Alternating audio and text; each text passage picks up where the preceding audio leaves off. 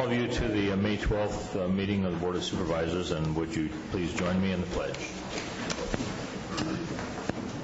I pledge allegiance to the flag of the United States of America and to the republic for which it stands, one nation, under God, indivisible, with liberty and justice for all.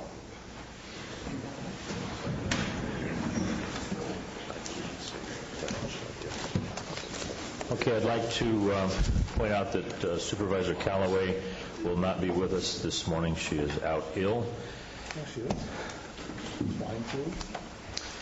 Okay, I want to read the results of some closed sessions from our meeting on May 5th.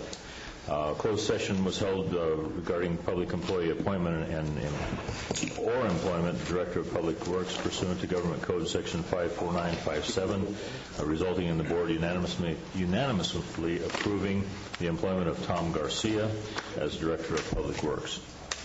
Also, the same day, closed session public employee appointment or employment, planning director pursuant to government code, same code 54957, resulting in the board unanimously approving the employment of George White as planning director, and I made those announcements very thankfully last week.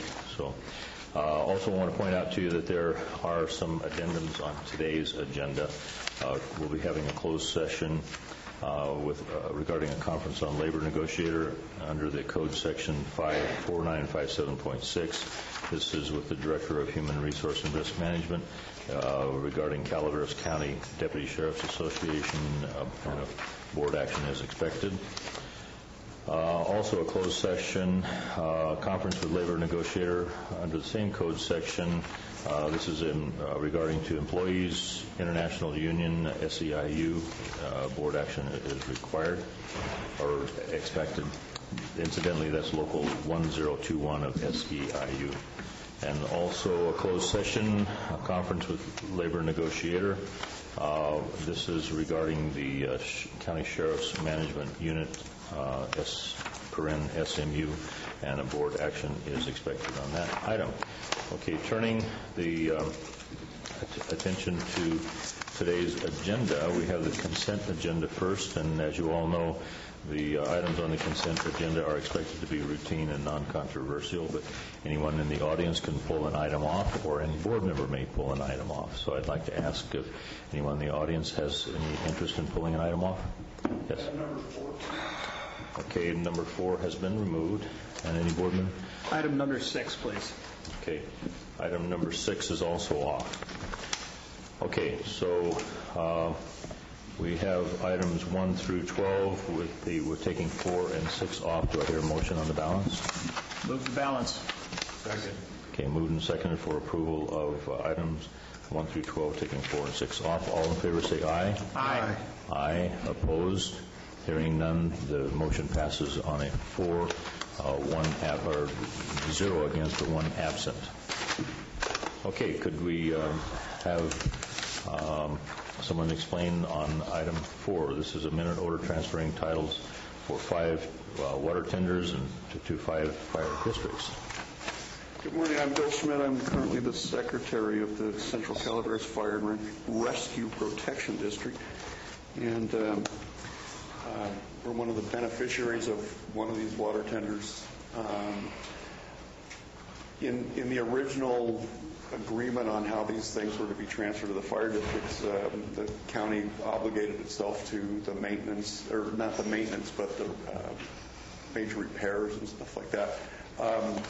The water tender that we have in our possession, I guess is the best way to call it, has experienced some fairly extensive repairs up to about $7,800, and we have been working with the administrative office to rectify that. I just wanted to bring it to your attention that giving it to, we're happy to have it, but there are some outstanding issues with the state of repair on the equipment. So That's all I just want you to know. There's a phrase that's called looking a gift horse in the mouth. What do you call it when it's a truck? Yeah, I guess you're looking at a gift water tender in the mouth. Okay. All right. Under the hood. However, this is something I left over from the Tom Mitchell administration, and I mean, we're all government agencies with tight budgets, and $7,000 represents a fairly decent percentage of our total budget. So, and I believe we'll have some satisfaction with this. But okay, Supervisor Walensky. I wanted to see if there was any staff in the room that might be able to explain a couple of things. There is a fund that we're collecting fees for that the purchases came out of, and I'm wondering whether we're still collecting monies through that, and if so, once we divest the water tenders, what will that fund be used for? Also, were there any understandings when we first initiated this? This happened some time ago, I take it, in the 1990s was when the original resolution was passed governing this process. Were there any understandings on the maintenance, and at what point the maintenance would stop? Is it upon transfer? And if that's the case, are we obligated to do, or should we do, maintenance on those things that had come into our attention prior to the date of transfer? Mike Miller, Administrative Office. The Water Enhancement Fund has about $1,000 in it. There's nearly $8,000 worth of work on this particular water tender. We have been, over the past couple of years, still performing maintenance, expensive repairs on some of the water tenders. And I believe that of the $7,800 that this one has had spent on it, that we should work out some negotiated agreement and exclude the tires and some of the other maintenance and wear items, but still cover the major expense, which would probably be about half of it, maybe a little more. Are we still acquiring funds or accruing funds to this fund? I don't have that information. Because maybe that's where this could come from, is what my thinking is, but we should have some clear understanding about the condition upon transfer. And I think your proposal that you're putting forward is a good one. I'd like to see us apply that across the board with all districts and come up with a formula that can be equally applied and funded. So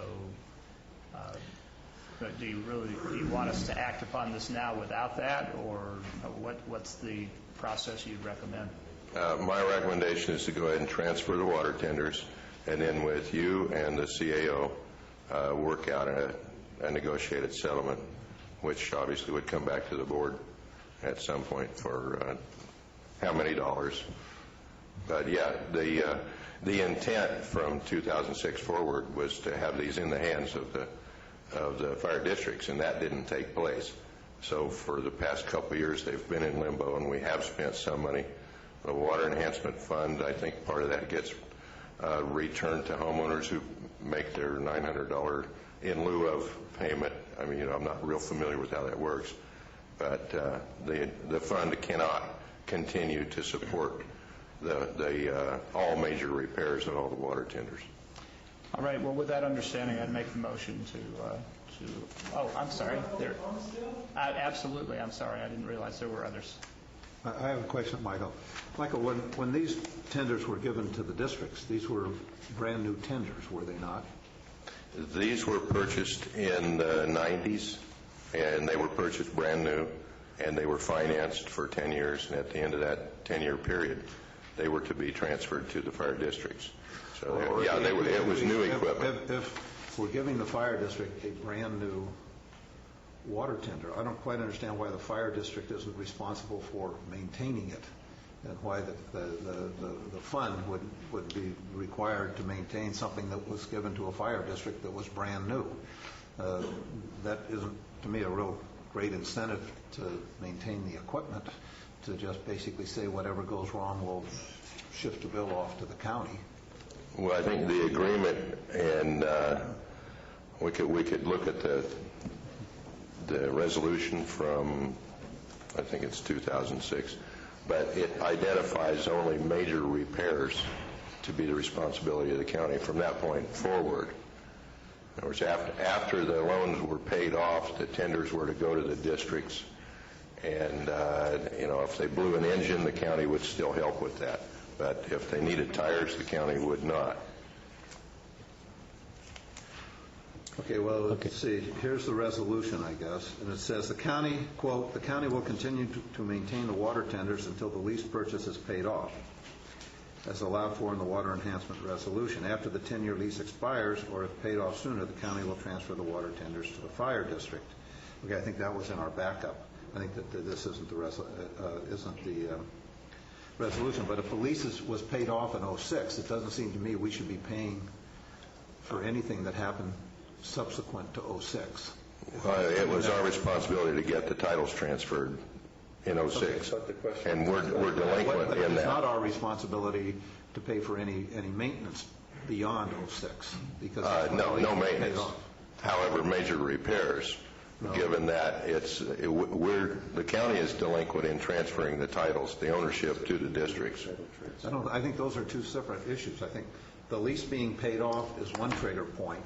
The transfer of title is another trigger point. I don't think the transfer of title is the trigger point on maintaining the water tenders. I think it's the payoff of the lease.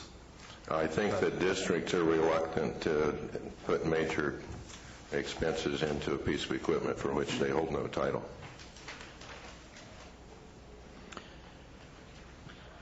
Jim?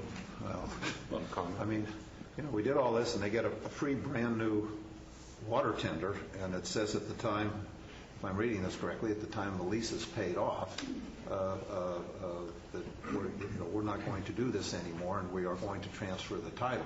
We're not going to do any more maintenance. I mean, it seems to me that we're running up a whole lot of costs that I'm not quite sure are appropriate for the county to be maintaining. Well, it also says that at the time that lease is paid off, that we would transfer the titles to the districts. Okay, but And why so I is think, that? I don't see why that triggers the need for the county to continue to pay for maintenance of them once the lease is paid off. But I don't know. I mean, go back and look at the original resolution, I guess, and see what's required.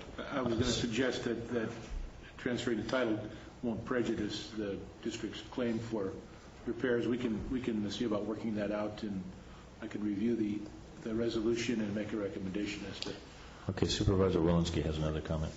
Yes, I think a wise board years ago recognized that water tenders were a central piece of our fire response, and that without having enough water in a fast attack in a wildland situation, that there could be great damage done to public well-being in the state of our county.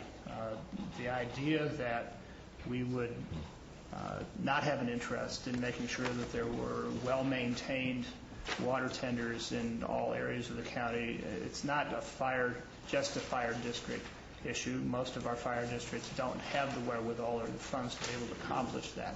That's why this fund was set up, I believe, in order to be able to assure that interest was maintained, which we've done a fair job of. Here at the moment of transfer, I don't think we should stumble over the question of exactly what condition we should transfer these into. I think our interest, our public interest, is that we have functional water tenders, and we should work with the departments to figure out what that looks like case by case. Again, we still have this fund. We're still, I believe, collecting monies for it.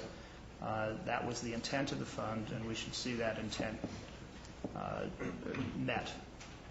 So I think the suggestion that our staff has made that we enter into good faith discussions within our financial wherewithal that is specific to this fund and the income that it achieves, we should work out arrangements to make this transfer final, complete, and we'll meet both our legal and moral obligations as well as the public interest.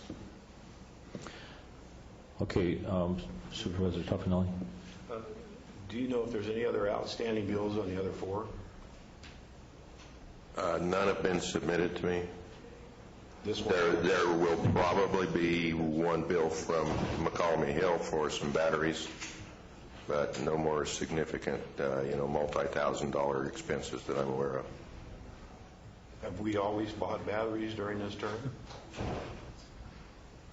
I can't speak for prior to '06, but I mean, that would be, to me, along the lines of tires. That's not a major repair bill. no, but you asked if I was aware of any bills we may be receiving. That one I believe we will be receiving. Michael, maybe you should check with the other fire companies and see if they have any anticipation of submitting additional bills. If there's only $1,000 in the account, then obviously we're not paying much. All right, there was a question earlier about the enhancement fund. Is there anyone here that's familiar with the fees that are being collected currently? Just a second, Mr. Clapp. Mr. White, maybe you could come up and fill us in on that in lieu fee, how that's going. Yeah, Jeff White, Community Development Agency. Currently, the building department collects on new construction a $900 in lieu of water enhancement fee in those areas which do not qualify for the water delivery system that's available, such as 1,000 feet away from a fire hydrant that actually flows water. That helps. And the static water supply doesn't count. In ISO areas of 8, which is Copperopolis and Ebbets Pass fire districts, those districts that are, because of their insurance rating, we don't collect that fee in those insurance rated areas. So yes, we do continue to collect the water enhancement fee of $900 on new construction in areas where it's required. Okay, we all recognize that there's been a downturn in permit activity and stuff, but Mr. Miller suggested that there's only $1,000 in that fund currently. Could that be remotely possible? I mean, yeah, I'm not aware of how the time frame between the time that we collect the money and how it gets to where it gets. It could be a lag time of some weeks or something like that before it finally ends up over there. We have to actually issue the permit and get the final fees paid. So what we have in submittal yet that has not been issued would be pending when those permits are required to pay that fee. So the houses that we brought in new construction that would qualify that category for April, we had a significant number of activity compared to the whole year.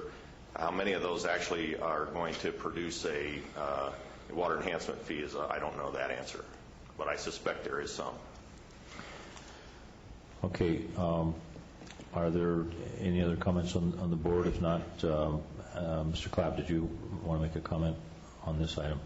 Yeah, I was pretty well regurgitate pretty much what he said, because there is people in the public that knows as much as the county does, believe it or not. Because I was one of the people that was contested the $900, and part of it was that it's not evenly taxed around. It's like the gentleman said, Avery paid nothing of the $900. Your district and your district paid the bulk of it, and the first tanker went up to Avery, which paid nothing for it to start off with. Because once we, in District 5, opposed the tax of $900 per new dwelling because we thought it was a good deal for us. Avery didn't want to do it or opposed it for whatever reason. And then when the first tanker the money was collected to do it, it went to Avery because they needed it worse than we did. So I just want the board to know that a lot of people got stuff that didn't really contribute to it. And it is 1,000 feet. If you're within 1,000 feet of a fire hydrant, you don't pay the $900 enhancement.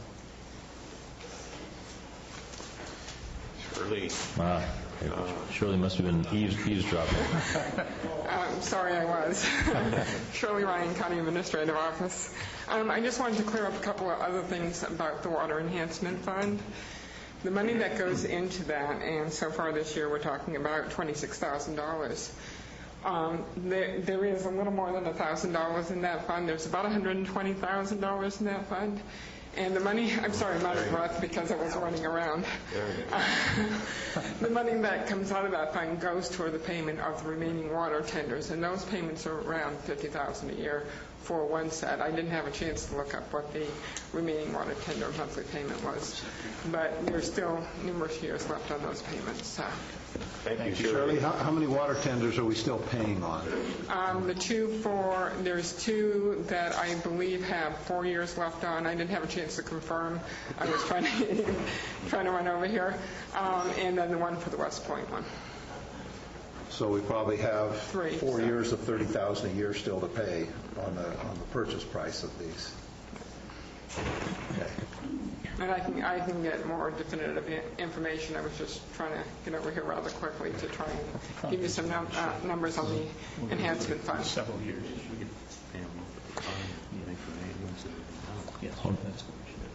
Okay, if there are no more comments, I just want to make an observation that this occurred, your fire tender got into your hands before I got on the board, but there's a little bit of an inconsistency in the argument in my mind that if you've been trying to get it transferred since 2006, and that hasn't happened, if the repairs have happened since 2006, then I'm not sure why we're being asked to pay for a truck that you feel like you own anyway. So perhaps you can explain that. I would love to explain that. In our particular case, the transmission and retarder system, which are pretty essential, those things really want to go fast when they go downhill. The county was supposed to have maintained this vehicle over the period of the 10-year period that it was in existence. When we took it down to Burton's Fire Engine Maintenance Company in Modesto, it was found out that the transmission filter had never been changed, and which was the proximate result of the failure of, at least the mechanics said, geez, this filter should be changed on a whatever annual basis or something like that. Up until 2006, we would bring the water tender into the county shop, and they would perform whatever maintenance they performed, and that was maintenance. We've always bought the batteries, we've always bought the rubber and fuel and whatever. We've always performed we have performed the maintenance since we got the tender. Since the lease period ended. But the reason, allegedly, again, I'm no mechanic, but allegedly the reason that this transmission failure occurred was because the maintenance that had never occurred on it. So that's sort of why we feel we're sort of entitled to this reimbursement for them, and we paid for it. It's already spent money, and if it takes 2 or 3 years for you to come up with the money to reimburse us, I think we can survive that. But how long ago did the repair take place? I wish I was sort of in this loop. I'm thinking in the last 4 or 5 months. It seems to me. I don't have any documentation. I could produce it for you, but it would take me a few days to round it up. So anyway, that's why we're concerned. Okay. All right. Mr. Rusk, you want to talk about this? Very, very, very briefly. My name is Darrell Rusk. Live at 101 Melcher Lane in Burson. Phone number 7720225. I think that there was a suggestion made, and I think a smart one, that maybe this issue should be put back in the hands of individuals who can work out where the T's have not been crossed and the I's not dotted. There are other districts potentially involved.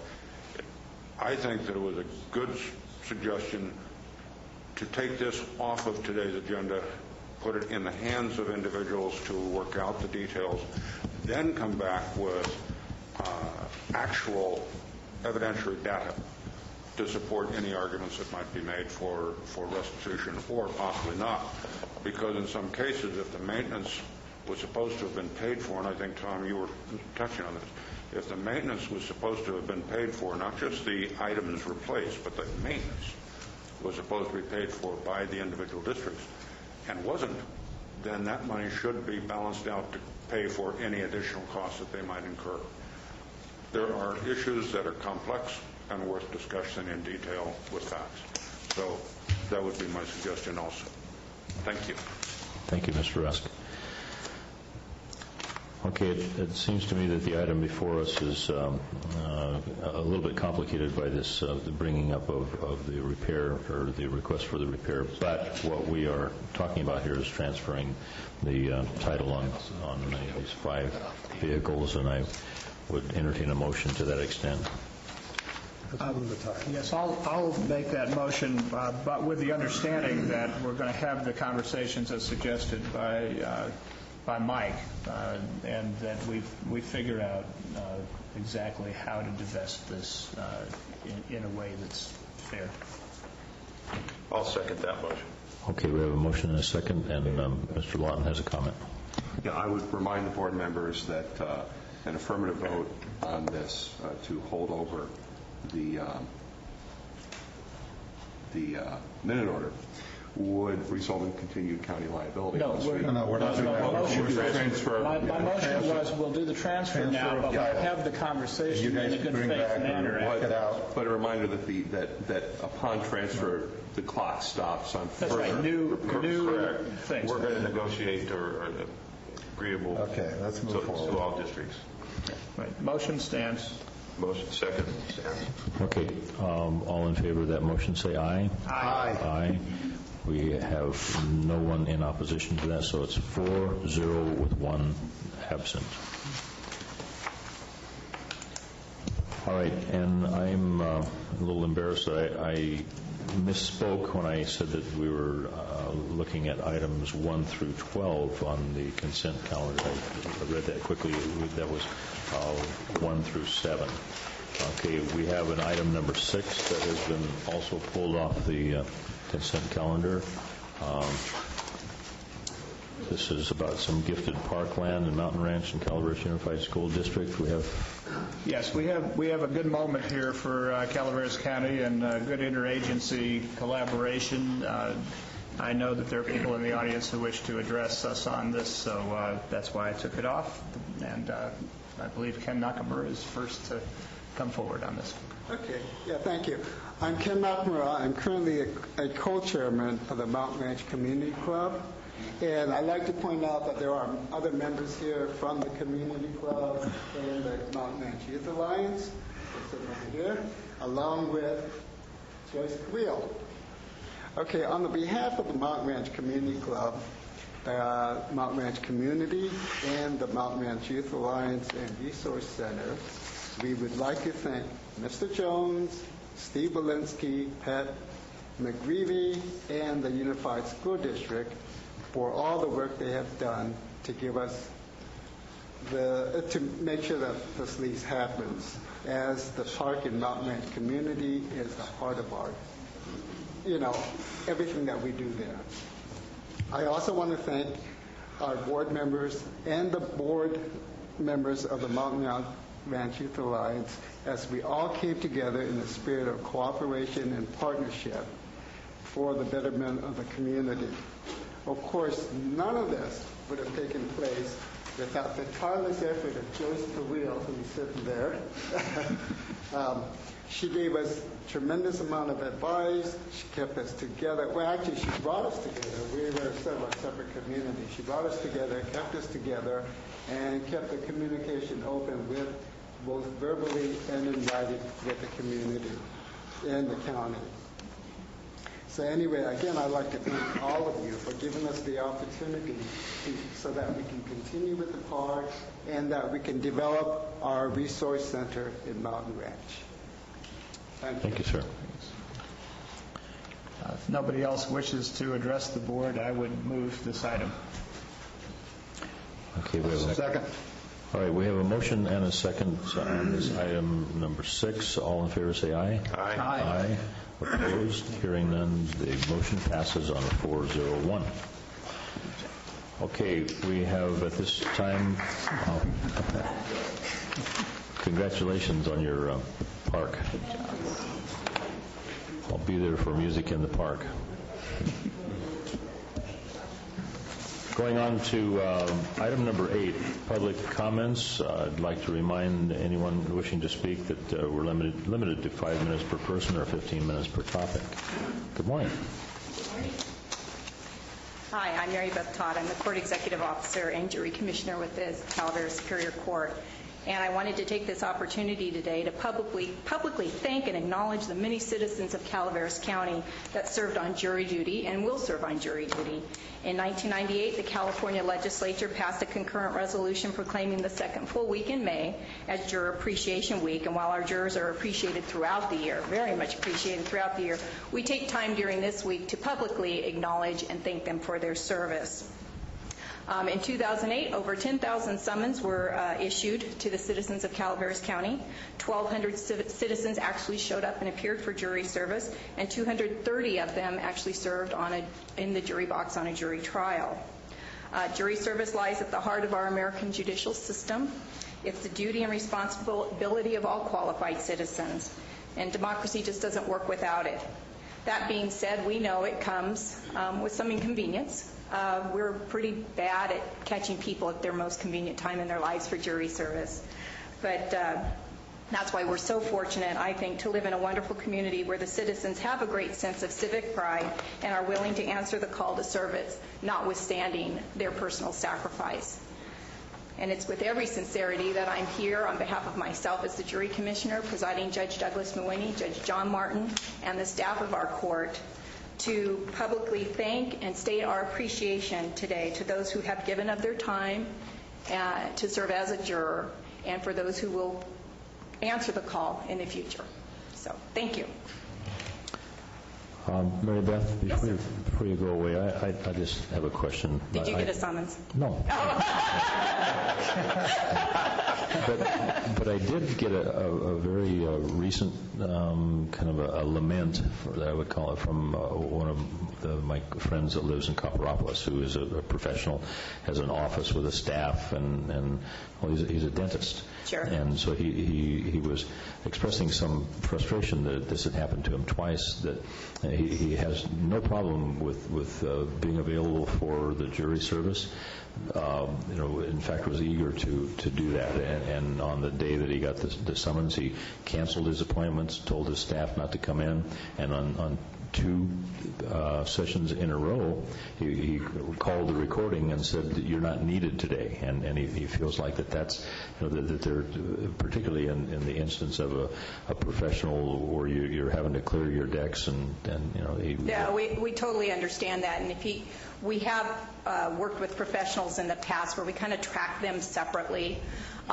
They let us know that, especially with emergency room doctors and things, we can't disqualify people for purposes of their profession. Unfortunately, that's the court and the attorney's duty to do it, but from the jury commissioner standpoint, we can't. But we can work with them, and when they've called in the past, we've worked with them to kind of track the day that they're served. They let us know that they've, kind of had to clear their appointments for that day. And we try to work with them to if they don't have to come in, to go ahead and clear them so that they're not called again for hopefully a year. We can't always guarantee that, but we will try not to call them for at least a year. So it does take a special arrangement. They need to make a phone call. But we work really hard with people to try to make it the least convenient as possible. Unfortunately, we do need people to come in, and so we will work with people. We have anyone can request a deferral one time. We try to work with them to go to a date that's most convenient to them. We try to work with the attorneys and the judges to try to get them to resolve their cases before we actually have to summon the jurors, but that's not always possible. And so what happens is half the people who call in are very happy to be told you don't have to come in, and the other half are very inconvenienced, and if they get another summons, it adds to the burden. So we do work with professionals, where other members of the public are reliant on, like doctors, dentists, et cetera, to try to work with them so that we make it as little inconvenience as possible. Okay. So I'll give them your number. You can do that. No problem. Supervisor Bowman. And I have wonderful staff here. I've got Bridget Carley, I've got Karen Camper, and Annie Long here, and they do a great job with our jurors, working with them. While we've got you up here, I thought I'd take the opportunity to embarrass you a bit. I had the privilege of working with and watching Ms. Todd in Amador County, and find that our acquisition here is much to our advantage. You run a great ship. You do fine work, and I think it makes jury duty just that much better over here that you're present for it. I know this is not easy logistically, that there's a lot of misunderstandings of the jury process, but it's a good education, it's a good service, and your contribution to this county is enormous and almost incalculable, and you do it with such aplomb. It's nice to behold. Well, So thank you for your thought- nice thought I'd comments. That's embarrass very the nice. heck out of You realize how long it's been since either of us have been in Amador County? Yes, I do, and you're holding up pretty darn well in my Very happy over here on this side of the river. Me too. All right, well, thank you, everybody. Thank you, Mary Beth. Good morning, Suki. Hi, good morning. My name's Suki Tadhill, and I'm here. I have to apologize because I don't understand the pulling an item off the consent process. So I just kind of sat here waiting for item 7 to come up, but Mr. Schmidt educated me. I guess he's been here more than I have. Anyway, I'm here to represent the Calaveras County Visitors Bureau, and the resolution for May 9th to the 17th being the 26th Annual National Travel and Tourism Week. And so I'm just here to give you guys a little gift from the Visitors Bureau. Can I pass these out to you? It's a little button that says, "I love travel, Calaveras County Visitors Bureau." Love to have that. Sure. Thank you. You're welcome. Thank you. You don't have to wear it. Thank you, Suki. And Lisa would have been here herself, but she had a board meeting. I can't wear this around my wife. She'll plan the next trip immediately. Yeah, we don't have to For go you, far from home. trip for you, yeah. While you're here, Suki, how's the fair display? I want to know, Suki, when you say "I love travel," does that include traveling to Tuolumne County to shop? I would say there's a great collaboration in the Tri-County area, Calaveras, Amador, and Tuolumne, and I think that we all help each other out a lot. So, and I think that having been on the grad night, that there's a lot of stores in the other counties that help, or businesses in the other counties that help Calaveras County. So, You must have taken a course on how to be politically correct. well, I'll tell you what. If I couldn't find a plastic picnic table with an umbrella for my grandkids in Calaveras County, I might have to go to Tuolumne. Okay, thank you very much. Yes. How are the plans going for the fair display, the state fair? The state fair display, awesome. Thank you very much. Yeah, we have a great designers and builders and lots of good participation, and enjoy winning a prize every year for that, so we can continue to do that. And we hope everybody thinks about volunteering a shift at the state fair booth. It's really fun. It's not hard to brag about Calaveras County. Thank you. Okay, thank you, Suki. Morning, Mr. Peckinger. Good morning. Robert Packinger, Public Works. As you may know, within the last couple of weeks, Public Works sent a memo correspondence to a few affected districts regarding the acceptance of biosolids.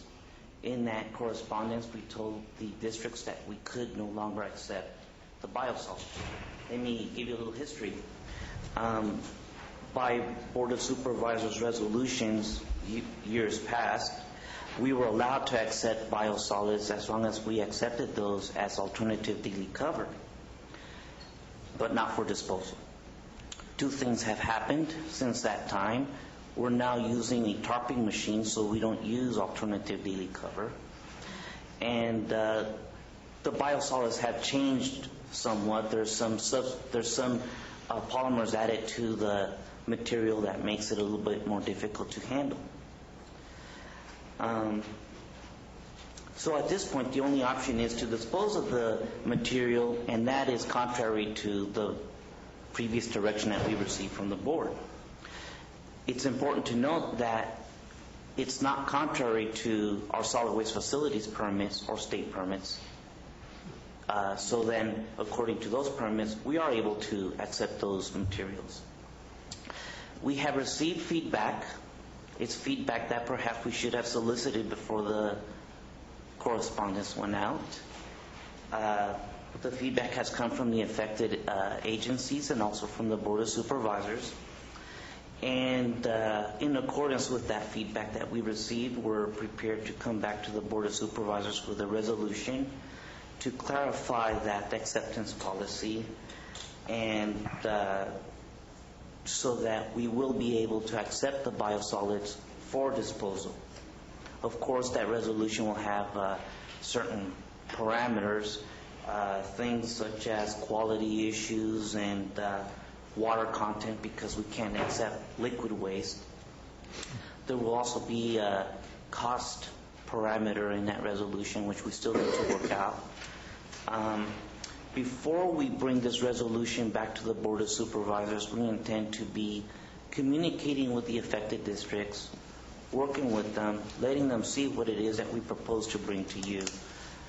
And hopefully that will resolve these issues that we're having now. If there are any questions, Ron Jensen is here, who is the expert in these matters. Robert, just a quick comment. I totally support what you're proposing. I think you need to let the districts know that in the interim, while you're doing this and before it comes to the board, that you're suspending the 60-day requirement. And one district, I spoke with CCWD, said that it's in their permits for their sewer plants, et cetera, that the disposal is at Rock Creek. And so for them to change it, they need to change their permit. So I think you need to suspend it, bring it back to the board, see what the board wants to do. If for some reason the board said we don't want to accept it for whatever reason, then I think we need to at least accept it long enough so they can change their disposal site within their permits. But hopefully we can find the parameters where we can accept it, including the cost parameters. I believe there was a follow-up correspondence that suspended that 60-day time. Thank you. That's all I have. I also want to thank you for your flexibility on this. Sometimes unanticipated consequences appear after a decision is made, and it's always good to take new information and act upon it accordingly. Kudos to you. Thank you. Mr. Perley, you have a comment. You're right. We have state-required permits that have been in effect since 2002, and this process, I represent both CCWD and San Andreas Sanitary District. We have WDRs, which require sludge disposal plans, and back in 2002, we changed the long-term sludge disposal plan to correspond with the resolution that was passed at that time, that we were allowed to dispose of all of our biosolids at your Rock Creek facility. And this kind of puts us in a bind, but I appreciate the fact that you guys are suspending this letter that was written, because it puts us in quite a situation, because at that time we terminated all of our contract with the private landfills, so that we're now in the process of trying to get them back. But, you people have a set of guidelines. We've been meeting those guidelines. All the testing and stuff is done at the district's cost. We haven't failed one single time. That's why we're kind of curious what drive about this. And the next time, we'd appreciate it if somebody would notify us in advance that they're going to do something like this, because this puts us in quite a bind here. The bind's been lifted, so... Correct, and I appreciate that very much. And it also, we've been working on a regional septic facility, and if we have no place of disposal of the sludge, then we have no regional septic plan. That's the other thing, too. But like I said, I appreciate the fact that you've lifted it. I know you guys have been working on this, and hopefully we can work this out a little bit. Okay, Mr. Purley, just for the people that are watching at home and around the county, you're Bill Purley with CCWD, but you're also on the board of San Andreas. Right. Okay. On the discussion that I've been involved in during the last week, and you, thank you for the call that you made to me. We discussed the possibility that there may have been some change in the physical characteristics of the material that's being hauled there because of the fact that it was drier material before, and it might be a little because of the polymers or whatever they're putting in that might handle a little differently. Is there any way that we can get back to the other characteristics? Well, cook it a little more. Back in 2002, the district had issued a notice of violation, and that was because there's a time limit that they can store the sludge on site. And what happens is when you get freezing and thawing, it tends to dry the sludge out. It breaks down the bond on all the solids. We're in compliance with the permit. With our WDR, we're also in compliance with all the requirements of the county. So the previous practices weren't in compliance. That's why I even brought a copy of the letter that I sent back in 2002 to the regional board. Received a notice of violation dated August 2nd, 2002, and it was for its sludge disposal practices. So the way we were disposing of sludge about 7 years ago was not accepted by the state. So now we're in compliance with all the state regulations. So that's kind of where we're stuck at. And this is just typical, to be honest, this is just typical sludge. We have belt presses that we're using. We're using a little bit of polymer and stuff. It's all municipal weight. The metals and stuff like that are in compliance by a mile for everything. I mean, we do this testing on an annual basis. The other situation is we don't do this every day. I mean, most of the sludge stays on our plant sites probably 11 months out of the year. We only move that sludge maybe a week or 2 weeks a year. That's why this thing kind of caught us by surprise. And then we're also on a time limit. Our previous contracts with the private landfills, we could bring the sludge over there anytime. You guys restrict us from April to October, and then we also go with the 50% solid, which we meet every time because we use a state-certified lab to collect all this data. We have to because we have to. Everything we do is mandated by the federal or the state government. So all this data is all submitted to the state. So none of that data has changed since we started doing this stuff. So, I mean, but I know Angels is in contact with a private contractor. We are, and then San Andreas too is in contact with a private contractor right now to see if we can do it. And we're looking at $40 a ton outside the county, and we had some numbers thrown at us. You guys are looking at $50 a ton in county. Well, it kind of kills everything. But if you're only talking a couple of days a year as far as cover, we don't understand why we're having such a problem. Okay, well, Bill mentioned the sludge processing for the 18, he didn't mention the 18,000 septic tanks, but we do have 18,000 septic tanks in this county. We currently are hauling, or at least our pumpers, the people that service those tanks are required because we don't currently have the ability to take it. They're required to take it out of the county, sometimes all the way to East Bay Mud over in the Bay Area at great expense. So there's been a small committee that's been working over the last several months to try to come up with a resolution to that particular problem with the expenditure of a fairly large capital investment to get the equipment that we could service the citizens of this county.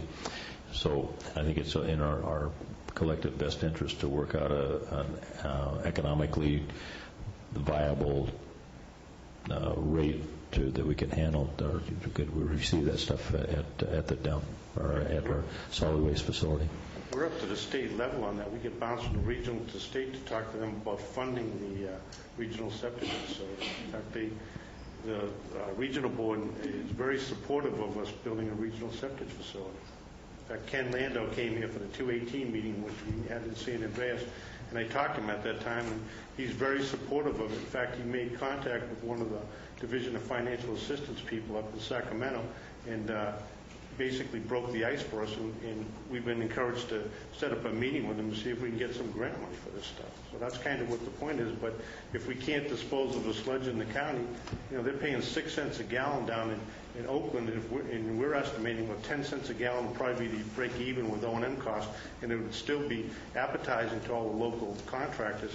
We got to go much higher than that, then they're going to continue to go in Oakland, and we're not going to be able to run the facility locally. I mean, that's kind of the trade-off you get here. If you're going to go from $6.33 a ton for sludge disposal up to $50, that kind of changes the whole ballgame around. So that's all I have. I appreciate you lifting that, and we greatly appreciate it.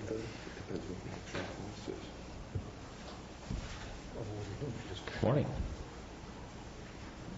Good morning. Krista Thompson, Behavioral Health Services, Mental Health Services Act Coordinator. Welcome, Krista. Pen doesn't work, you guys know who I am. Well, Behavioral Health Services would like to invite the county to join in the national celebration of Mental Health Month during May. And this year's theme is to live well. And we know during these tough economic times and challenging Board of Supervisors meetings, depression may set in. And it already has. And with that can come a whole array of health problems, and it's a good time to take inventory and just remind ourselves that we do need to take care of ourselves both mentally and physically. And this month-long celebration will culminate in a awards ceremony and open house at the new Behavioral Health Services Clinic, which was recently remodeled. And we will be acknowledging those who have made great strides in their own recovery of mental health, as well as those in the community who have made some really remarkable efforts in supporting the recovery of mental health of others. And we'd like to invite everyone in the community, as well as the board. I have some invitations. To this event. It will be Friday, May 29th at the Behavioral Health Clinic, and the awards ceremony will be in the parking lot from noon to 1 p.m. The open house will be open to all from 10 a.m. to 3 p.m. And again, the clinic is at 891 Mountain Ranch Road. It's the last modular building on the right after the Red Barn entrance to the Government Center.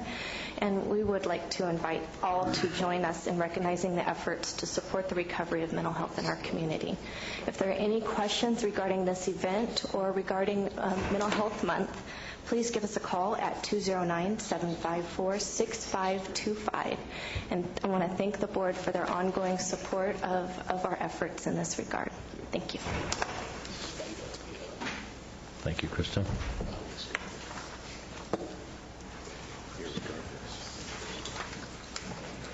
Yes, Mr. Schmidt. One more time.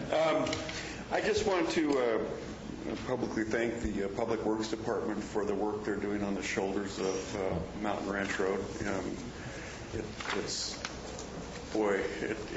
looks safer. I'm sure it's a whole lot safer, and none too soon. And I hope they have the monies, continue to have the monies to complete the project as far as it needs to go, because they're doing a great job out there. And with the trimming back of the trees and the shoulders, and it looks like... It's like a freeway. Yeah. Anyway. Looking good. Thanks, Bill. Good morning, Jeff. Good morning. How's everybody this morning? Pen don't work very well up here, guys. Name's Jeff Allen. You guys all know me. I'm here to talk about a project you turned down on me again last week. Not just me, several other people. 13 homes, plus a clubhouse and a restaurant, Sender's Market alone. The Renco products for that I would have bought from them, $235,000 that business lost out on. Sweet septic tank on Pull Station Road right here. Total of about 34 tanks, $56,750 that business lost out on. CMI gravel pit that I use at the end of Pull Station Road, roughly about $30,000 worth of gravel. My friend owns a trucking company that worked for me for about 5 years ago, and I helped him get his first truck, SBD Trucking, $19,000 worth of trucking alone for him. My friend Kevin at Valley Springs Hardware, pipe and supplies I would have bought would be about the lowest, about $7,500 worth. On Pool Station Road, Hunt & Sons Fuel Point, that would have been about $2,000 worth of fuel I would have used on that project. Valley Springs Feed, where I get my straw, about $1,400 to that outfit. All total of about $352,000 that businesses in my community lost out on because of the decisions you people make up here. That's only one project.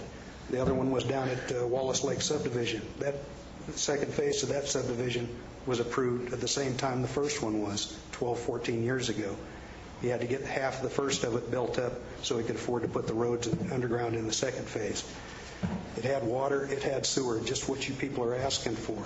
It's a gated community. It had recreation there at the lake. No reason to turn that down other than an oversized night crawler that grew legs. That was $512,000 my business would have made and passed out to these other companies. I don't know how long you guys think that we can sustain this. You talked about rim fees most of the morning last week when you had your things. What rim fees? It's ghost money. You guys are arguing about who should get it. It's not there.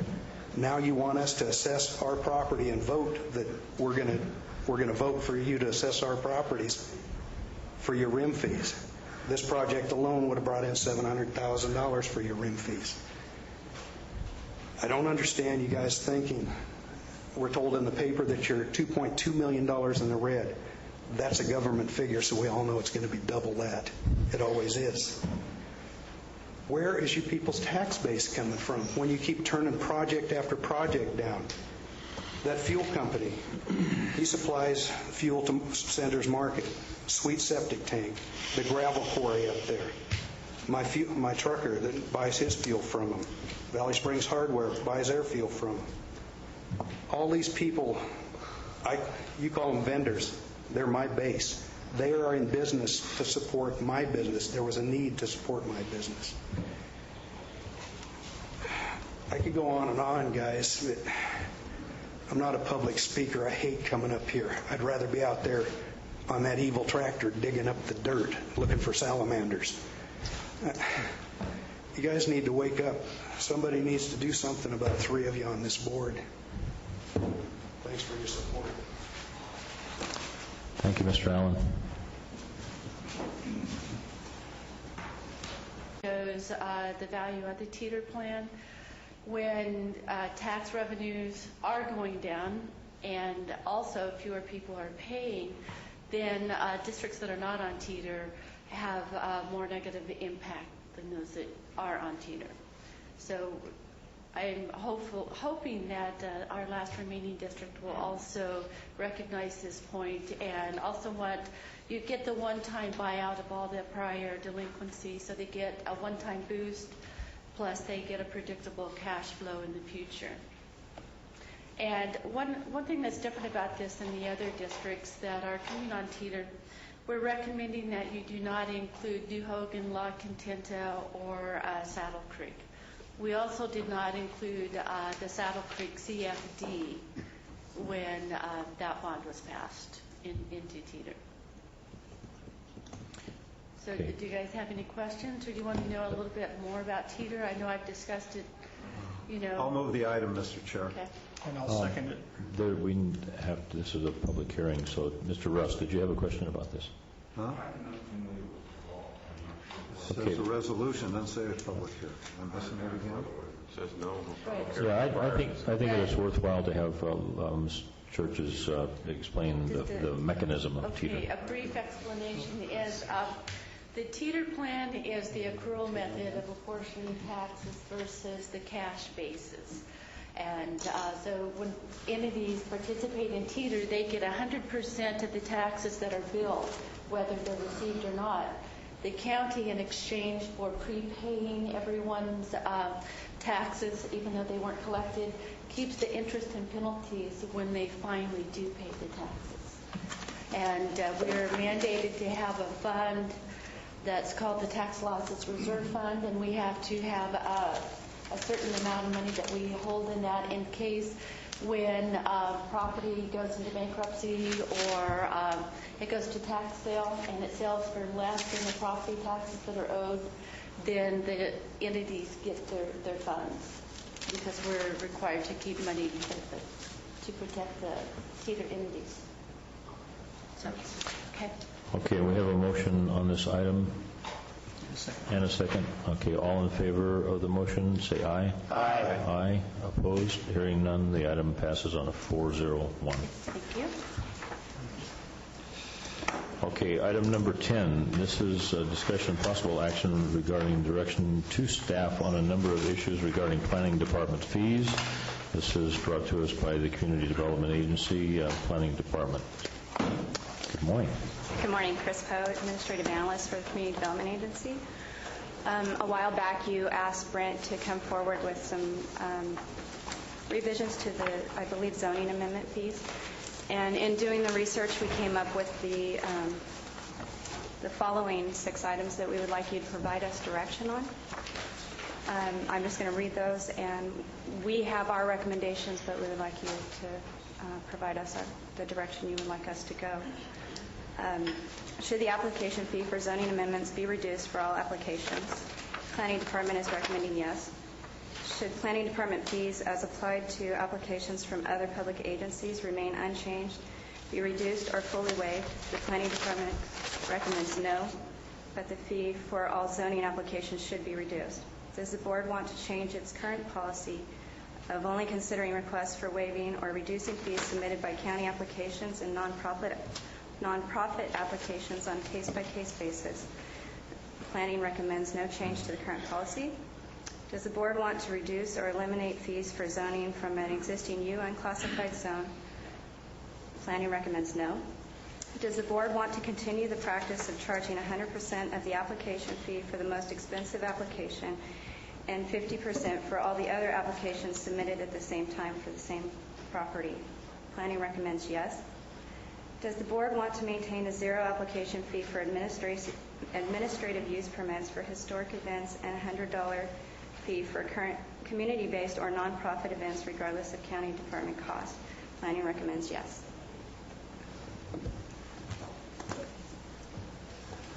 Any discussion on this item? Supervisor Walensky. All right. I'm inclined to agree with the recommendations across the board with one exception. We seem to be one of the last counties in the United States that clung to unclassified zoning way beyond its useful life, if it ever had a use. And it strikes me that charging people for getting it right and actually applying a zoning code to unclassified properties should fall, at least a good portion of that burden should fall on the county. So while I would support all the others as recommended, that one I would hope we'd take a closer look at.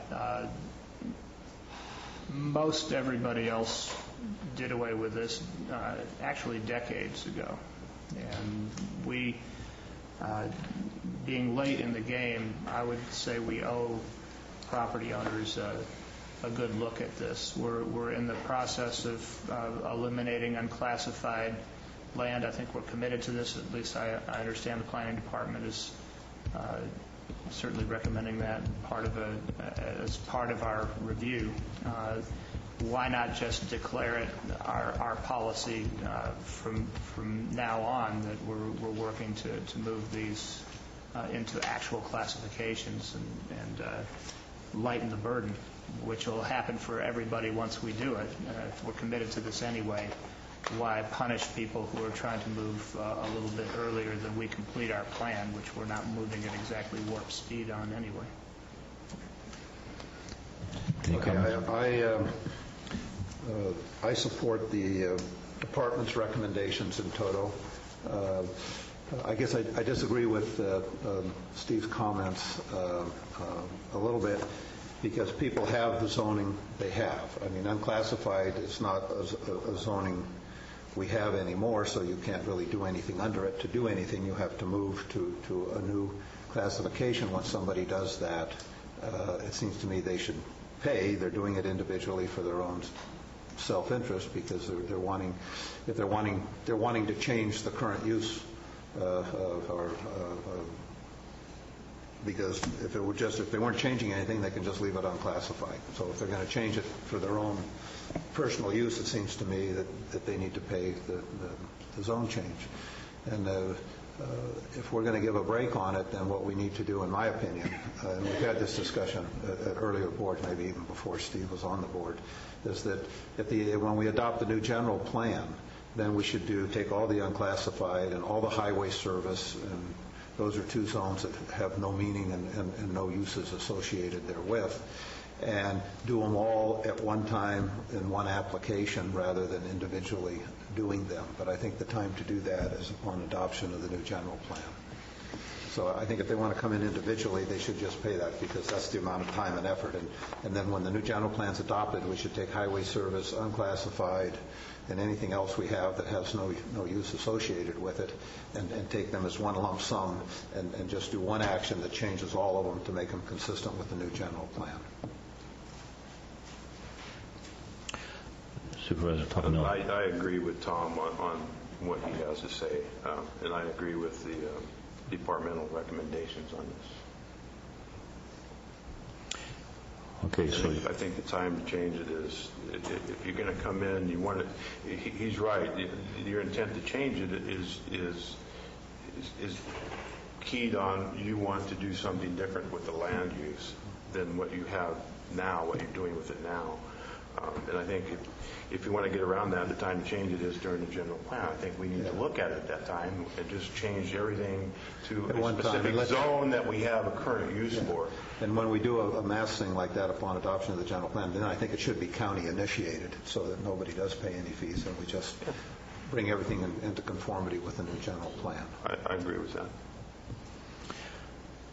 Okay, does anybody else have any questions for Chris? I just have one on this item. It's the first up from the bottom about the practice of charging 100% for the first application fee for the most expensive and then 50% for the others. But we have a situation in Copperopolis, and Mr. Turner is here. He may want to make a comment on this, but they have adjacent property owners. I think, Mr. Turner, your property is unclassified? No, it is classified, but it has two classifications on the same property. Okay. All right. But anyway, he is butted up side by side with the fire district, and both want to do some zone changes here. I think their applications have been submitted. So my question is, does the county handle that administratively as two separate zoning applications, or could we benefit, or could the property owners, the adjacent property owners, benefit from like partnering up on the applications? Brent Harrington, Interim Community Development. It's a question I haven't thought of before, but if you want to turn in one application, we would charge one fee. I'm not sure. I think that somewhat complicates, I don't want to say this. The more complicated you make an application, the more complicated the reaction to it is. So if the desire is to lower the fee, you can turn in one application. I mean, it would list the gentleman's name and the district at the same time. It is odd. I don't remember that ever happening like that. People have turned in where they've owned adjacent properties. We're talking about Copperopolis. It's typically odd down there. So. I guess the answer is, if you want to turn in one application, you can. Not to say it would be a little confusing, but we take it as one. The problem I think you would run into there is that a zone change requires an environmental review. And if you have different owners, there may be a different level of environmental review, or something gets hung up in the environmental process, and then I guess if it falls out, they have separate applications. It's not who the owners are. It's an issue of what the rezoning request is from something to something else. It really is immaterial as to who it is. But I'm just saying, if one is simple and the other one's complicated, because of environmental issues. Yeah, because of environmental issues, then That's the only hang-up I can see. I mean, if it just goes straight through with a negative deck, fine. But to answer the question, it's odd, but if you want to turn in one, we'd take it as that. Okay, would the agency or the department be willing to sit down with these applicants and just take a look at it and before they pull the trigger on it? Sure. Okay, like a mini TAC committee meeting or something? Mini TAC. And just to add one thing to what Chris said, we're seeking a direction today, and then we'll come back with the actual resolution. Okay. So I guess if you're going to pull the board, then I'm for all of the recommendations, and if you want to see if you can incorporate something when it comes back, Brent, that does what you and Russ sort of agreed on, and incorporate that somehow. Okay, before pulling the board on this, Mr. Turner, did you have any specific thing that you wanted the board to hear about this? Or? Yes, Bill Turner. Not to belabor the point, but whether it's one property or whether it's the adjacent property, we still have an existing problem that part of the parcels there are classified as U, and part of them are commercial, part of them are commercial residential.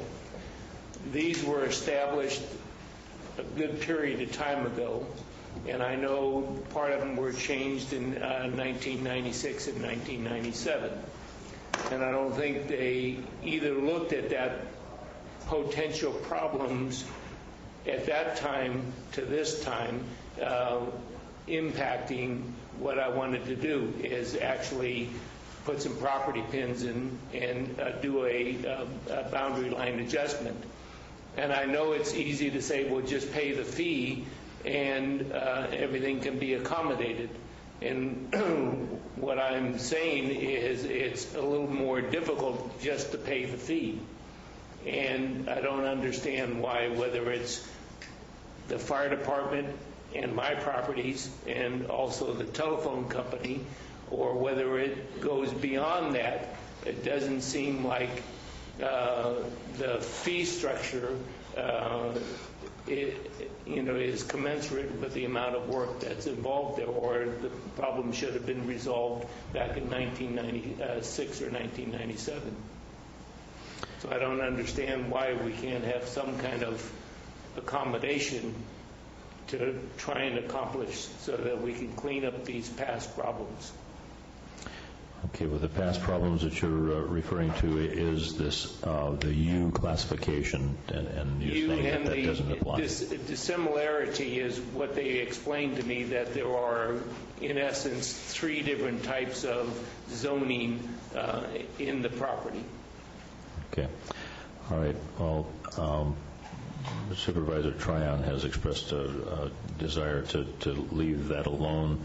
Supervisor Walensky wanted to give some consideration for the fact that the county has been neglectful.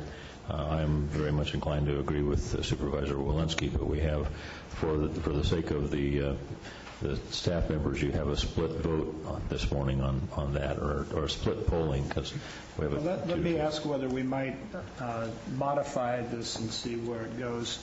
There are at least 5 and maybe 6 community plans that have been submitted, voted on by those communities, that call for, and these were unanimous in view, the transfer of all unclassified within their planning area to RA or A1 zoning according to size of property. Would it be possible, and would there be a third person possibly favoring, at least in those cases where the communities have already voiced their interest in moving forward and put that into the general plan process, would anybody support that limited application in the interim before we pass a general plan? Your plans talked about going to RA or A1. In this particular instance, we have properties that have been kind of commercial for all intents and purposes since the Civil War, but are classified as unclassified, which is mind-boggling to me. But yes, maybe add the obviously misclassified to that list. I think Brown wants to say a few things about. I think maybe a little history is necessary, because I think we'd all like that unclassified didn't exist, but maybe there's a little history that plays into this. Thank you. The county adopted the zoning ordinance, the first zoning ordinance in 1962, and there was no concept of a general plan or anything else at that point. Basically, people came in on a one-by-one basis and asked for a commercial zoning or whatever it might have been. When the general plan was adopted in early 80s, and this followed a major change of the zoning ordinance, the zoning ordinance for you was made into a zone that is, in fact, a zone. It may be called unclassified. It may be part of it is giving it some other name, like the no-name zone or something. But it is technically a zone, and it does have regulations. And at that time in the early 80s, it was essentially one that said, if you don't want to rezone, almost anything needs a use permit, but technically you have a chance to go forward with some type of use on the property other than just the single-family home. Somewhere in the 90s, it changed, it flip-flopped. So now it is almost nothing except a home. It is, for all practical purposes, a residential zone. I mean, it's more restricted, actually, than an R1, but it is a residential zone. The history was, after the general plan was adopted in 80, we had some discussion about coming back and mass rezoning, and maybe when I was here I should have pushed the point harder, but there really wasn't a political resolve to go and initiate a high level of rezoning. There's no question in my mind that when the general plan gets readopted here or whatever, the follow-up to it is going to be a mass rezoning. And in fact, my recommendation to you a week ago about creating the general plan coordinator position again is I don't see that position ending upon the adoption of the new general plan. I see that position taking the lead and going forward with almost a section-by-section rezoning of property in the county. Some of it will be very easy, some of it will be difficult.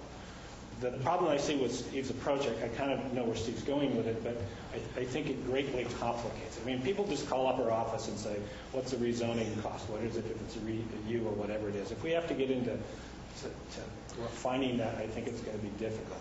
You either need to take, basically you take no action, then it's treated today the same as any other rezoning. If you're going to do some direction, you need to do something that applies to all of you. It would be an administrative nightmare to do otherwise. But I do think the real key is the follow-up rezoning after the general plan. I think that's the last time there was an update to the general plan. A lot of this could have been resolved back then. Well, as Brett points out, it's easy at this point to say, have an owner come in and say, well, I have unclassified or highway service or something. But, the owners over time of the property at the time had a chance to do this at no cost and chose not to. So it's not like, to me, it's not like the county screwed up. I mean, you own the property, you buy the property, this is the entitlement you have. If you want to change it, you can apply to change it. There's a public interest, I think, in having everything be consistent with the general plan when the general plan's adopted. But it would be very difficult, in my opinion, to do what Steve recommends, to basically waive it for certain areas where it hasn't even been adopted. Yeah, I mean, who knows what the general plan will or will not incorporate, but you can't tell one person with unclassified or highway service, we're going to waive your fee because you're in a community plan area whose community plan has not been adopted, and tell somebody else that's not in the community plan area, you're going to pay the full fee. I mean, it wouldn't be fair, and I think communities such as Valley Springs that doesn't have one yet, or Wallace area, I know there's properties that fall into this category. I mean, we're not talking property. We would be having a civil war here with people coming in and saying. If the general plan moves in a timely fashion, we're not talking very few applications between now and its adoption that are going to be highway service or unclassified or what have you. So I guess I stick with where I've been, which is we're implementing the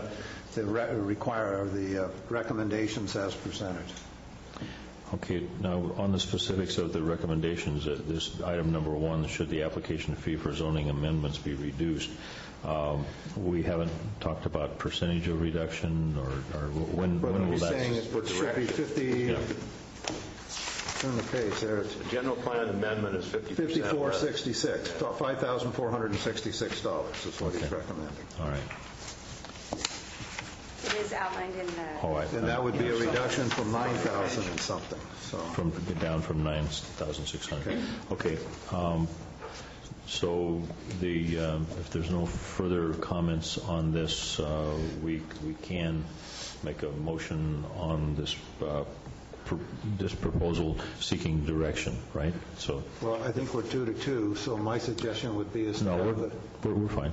Are we? Okay, Yeah. well then I'd move that the board pass a minute order directing staff to bring back the implementation measures necessary to achieve their recommendations as presented to the board.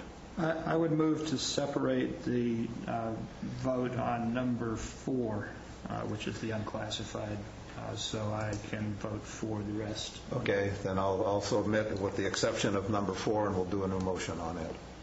Okay, we're voting to get a minute order on all but item number 4. All in favor say aye. Aye. Aye. Opposed? Hearing none. Okay. Motion. Then I'd move another minute order that would implement the recommendations of number 4. It would direct staff to bring back the implementation of number 4. I'll second. Okay, moved and seconded for item number 4 as stated. All in favor say aye. Aye. Aye. Aye. Opposed? No.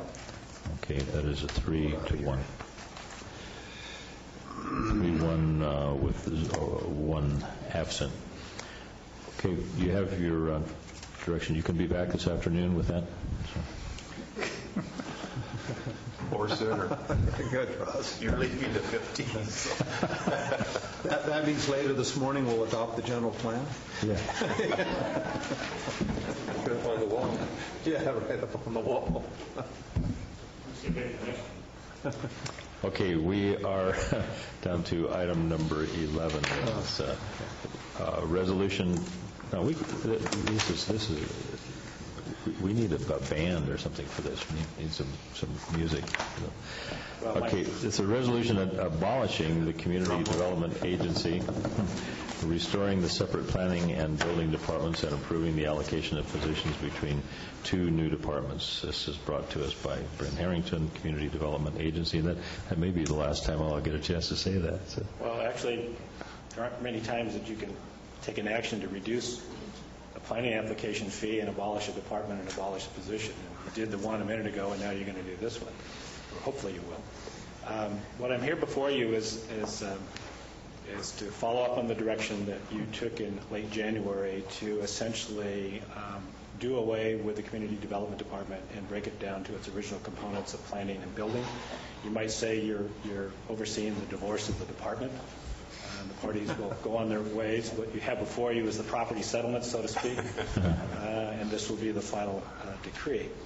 At its simplest, your action today is a whole series of items on a resolution that will affect the change to split the departments. I'd like to particularly, a lot of work went into this, and fortunately I just kind of gave the direction and the staff did it, but I'd like to acknowledge Francine Osborne and her HR staff for a lot of work that they did, and Chris Poe for a lot of the work that she did in putting all of this together. It's actually much more complicated than you might think on the surface.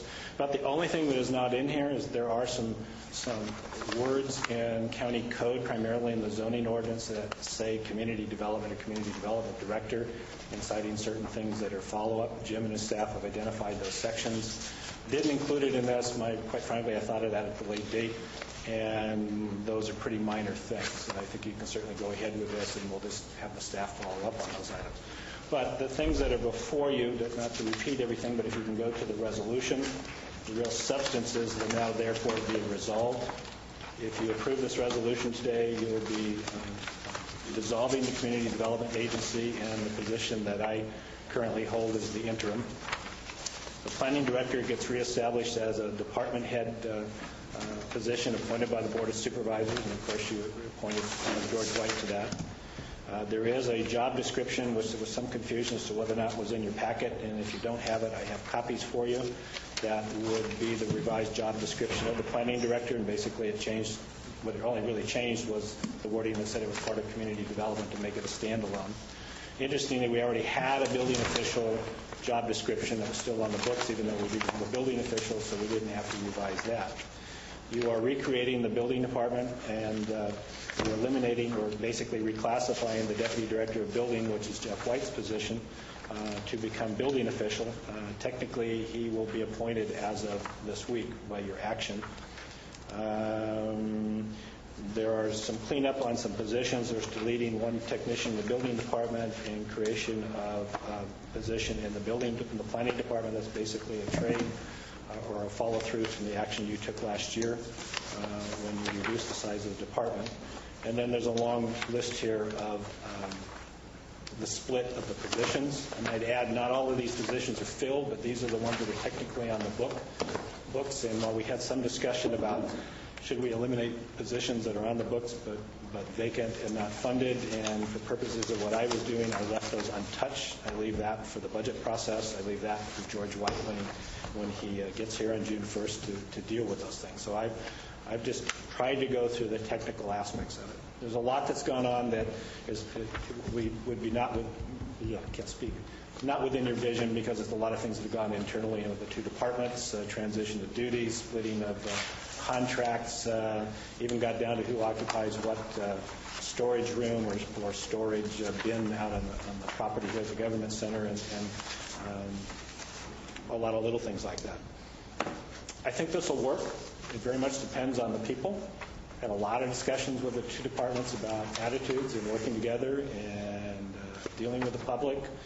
I think Jeff White was a good choice. I think George White is a good choice. I liked your White House. My preference was it was the White brothers, but I don't know if that'll play out over time. But I feel good about it. I think that both departments are poised. Again, everybody needs attention to remember that the public is who we work for, and sometimes we have to tell them no, but there's ways that you can say that and to do that professionally. So while I would like to make a comment after you hopefully take an action or answer any of your questions, I would recommend that you approve this resolution. Okay, you have questions? I move that we adopt this resolution as written. Okay, we have a motion and Second that we adopt the resolution as presented. All in favor say aye. Before yes. I'd like to explain my vote. I plan to vote for this, and that's because the horse is well out of the barn and down the road. We've already hired in the positions and the board majority determined to eliminate the CDA. I had earlier proposed that we achieve the same savings in dollars, but maintain the combination of the department by having one of the two heads be also over the entire agency. That did not pass, but it is my belief that government in general, and this one in particular, its future, its effectiveness is going to depend on the synergies and economies of scale created by more interagency collaboration, interdepartmental collaboration, ultimate consolidation.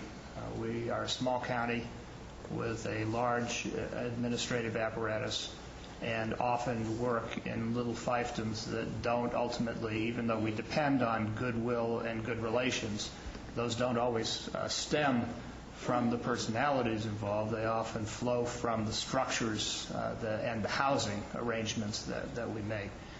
So I view this as a step away from that, but the overall trend, if we're going to survive economically, is going to be in the other direction. I'll be voting for this because the majority has already cast the die and there's no other alternative. Okay. That being said, all in favor of the motion, say aye. Aye. Aye. Opposed? Hearing none, the motion passes on a 4-0-1. Thank you. Well, this will be my last meeting before you. Friday will be my last day. In fact, in honor of jury duty, I have a summons for Thursday, so I may be down here trying to get into the court. Or trying to get out of court. I can give you a minute. At least you're having this in a month in which you're being honored for this duty. And what do we call you for the rest of the week now? Well, that was a question I asked Francine at some point. I guess it's like lingering.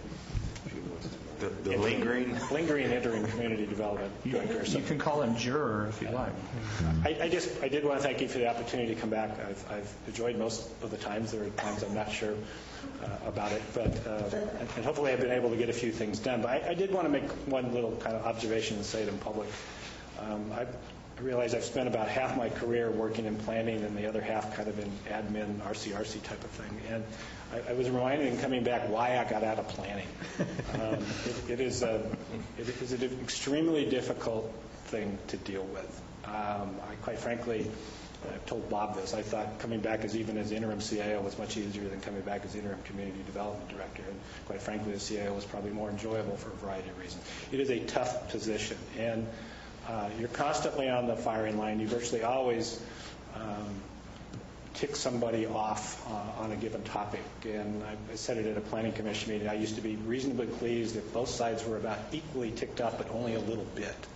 And it kind of says you've done your job, you've tried to smooth over things, but you didn't necessarily resolve everything. And I just want to tell you, I came back without knowing what to expect in the building department and the planning department. I knew some of those folks and some of them I didn't.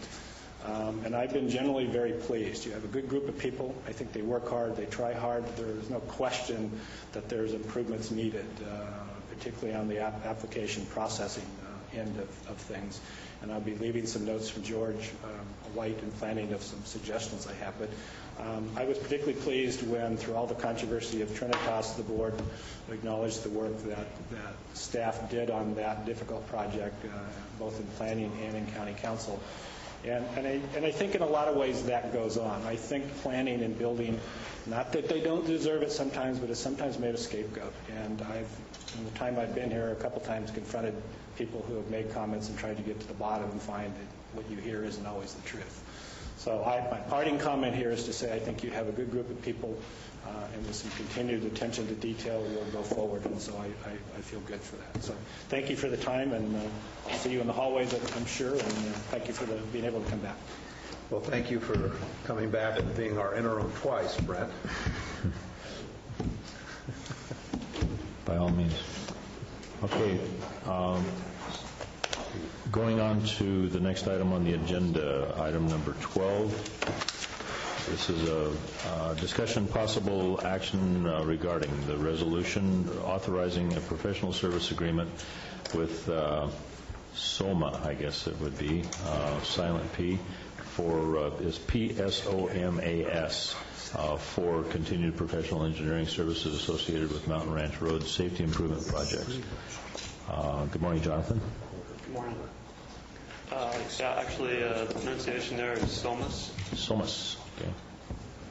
The item that we have to bring before you today is an extension of the original contract that we had with SOMAS. We're not requesting the addition of any new funds to be applied. We don't anticipate that the project will run over the originally outlined budget. However, we have expired the time that we had identified initially for that first contract. So what we're asking today is that we can extend the contract so that we can complete the work initially outlined in the scope. I'd like to make one small comment, which is that the extension of time, I believe, was in deference to a community process that was complicated, to say the least. The department has done very well in the course of this. This is a good project. It has stayed, even despite delays, within budget, and I recommend the approval of this and make that motion. Second. Okay, moved and seconded to extend the time on this contract. All in favor say aye. Aye. Aye. Opposed? Hearing none, the motion passes on a 4-0-1. Thank you, Jonathan. Thank you. Okay, item number 13, we have a discussion regarding the possible effects of a May 19th, 2009, of the May 19th, 2009 propositions on the activities, operations, and policies of the county government. This is a presentation by the administration. We have no board packet on Mr. it. Chairman, just a couple of quick notes. One is it might be productive to allow item number 14 to proceed first. And in that manner, if there are department heads who might reasonably wish to be here in the chamber to answer any questions to the board, it'll give them some time and also give Shirley time to get here. Many of the salient issues with respect to item 13 will be found in your third quarter report, and I'll be reviewing those as part of setting the framework for that discussion. So you might want to refer to your I'll guide you to the right pages at that time, but maybe you want to take up, if you want to take up item 14 out of order now and dispense with that, then we'll be able to move forward with the other. All right. Taking that recommendation, we'll go on to item 14, come back to item 13. We have a discussion and possible action regarding the appointment of applicants to serve on the Area 12 Agency on Aging, the Mental Health Board, and the Solid Waste Task Force. Right. Do we have someone making this presentation? This would be Madeline. This is fairly straightforward. We have... I move. I'll second all three nominations. Okay, moved and seconded for approving all three applicants as submitted. All in favor say aye. Aye. Aye. Opposed? Run, Shirley, run. Run, Shirley, run. Well, I'll certainly do my best to fill the gap. Okay. That motion passes on a 4-0-1. Thank you, Madeline. And now we turn to item 13. We can go on to... No, let's give some acknowledgments to the people that we just voted for. We have a person, Donald E. How do you pronounce it? Anctil? A-N-C-T-I-L? Anctil.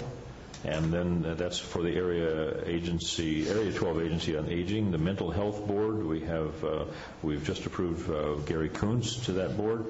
And the Solid Waste Task Force, Susan Robinson. So thank you very much for your willingness to serve. And you were going to launch into... I'm afraid I peaked too soon, Mr. Chairman. You peaked too soon? It's going to be anticlimactic. Just a couple of items to set the framework. If you've read this morning's papers, you will note that the latest budget deficit estimate at the state level is $21 billion, up from I believe the $13 billion which had been discussed previously. So the situation continues to grow more and more critical. If you look in your third quarter financial report, and we'll do a little bit of hopscotching, attachment A, which is page 7, has a section discussing the special election. And there are 6 propositions as part of this budget package that are up for consideration on May 19th. And the notion that the state budget is in balance, at least theoretically, at least theoretically, hinges on the passage of these propositions. So let me recap them for you. Proposition 1A creates a new, larger rainy day fund and puts new limits on state spending growth. Proposition B addresses the repayment schedule for schools and community colleges owed Prop 98 funds by the state. That doesn't have a direct impact on county operations. Proposition 1C, known as the Lottery Modernization Act, I believe, allows the state to borrow money for the general fund, securitized by future lottery revenue, and that will have a significant impact on the state generally, and then would trickle down to the counties through state aid. Proposition 1D allows the redirection of Proposition 10 funds for child development programs to benefit the state general fund through 2013/14. That, of course, directly impacts our first 5 programs. Proposition 1E amends the Mental Health Services Act, Prop 63, to shift revenue from local programs to benefit the state general fund, and of course that has a direct impact on the county's mental health services. And then Proposition 1F, which has no direct impact on the counties, would forbid the California Citizens Compensation Commission from raising legislators and state officers' salaries when the state ends the year with a budget deficit. Some of the assumptions in the state package and the propositions are keyed to may be found on page 4 of your third quarter financial report. The state sales tax was increased by 1 cent per dollar on April 1st, 2009, and if Prop 1A is defeated, that sales tax increase terminates on July 1, 2011. If the proposition passes, that revenue and the tax increase will be extended for another year. Personal income tax, a 0.25% increase in the personal income tax is subject to Proposition 1A approval. If it's approved on 1A, it will end after 2012. Otherwise, it ends after 2010. Vehicle license fees, May 2009, VLF was increased from 0.65% to 1.15%, 0.15% of which is dedicated to local public safety programs. And again, Prop 1A, if this passes, this higher tax rate remains in effect until July of 2013. If it fails, it reverts to 0.65% on July 1, 2011. The passage of Proposition C would facilitate or make possible the borrowing of $5 billion in future lottery profits. The bonds would be repaid over 20 to 30 years, the debt service payments to come out of lottery profits. The total revenues affected by approval of these propositions is approximately $12.5 billion in state revenues over 2 fiscal years, and those are the building blocks of this. But there are, as I noted, there are impacts on the state, impacts on the county, both of approval and of rejection of these initiatives. If these initiatives are approved, there'll be an impact on First 5 programs and on community mental health. And at the same time, if they're not approved and the state needs to obtain additional money, they're certainly going to resort to the rumored withholdings of state payments. And we've seen reports that the state's planning on suspending Proposition 1A, not the 1A that people are voting on in May, but the existing 1A, to I believe the term they use is borrow $2 billion from local county and city governments around the state. That will have doubtless a direct, immediate, and negative impact on our financial picture and that of pretty much every other local government in the state. So the stakes are fairly high in this election. The county board is not able to take a position on any of these initiatives as a matter of statute, and county council can elaborate if necessary. But there are conversations to be had about this, and if there's additional information you'd like, if there are department heads present that you'd like to ask to come forward and again kind of explain what the impact will be on their departments, we are available to provide information. Anyone seeking more detailed information from a department head?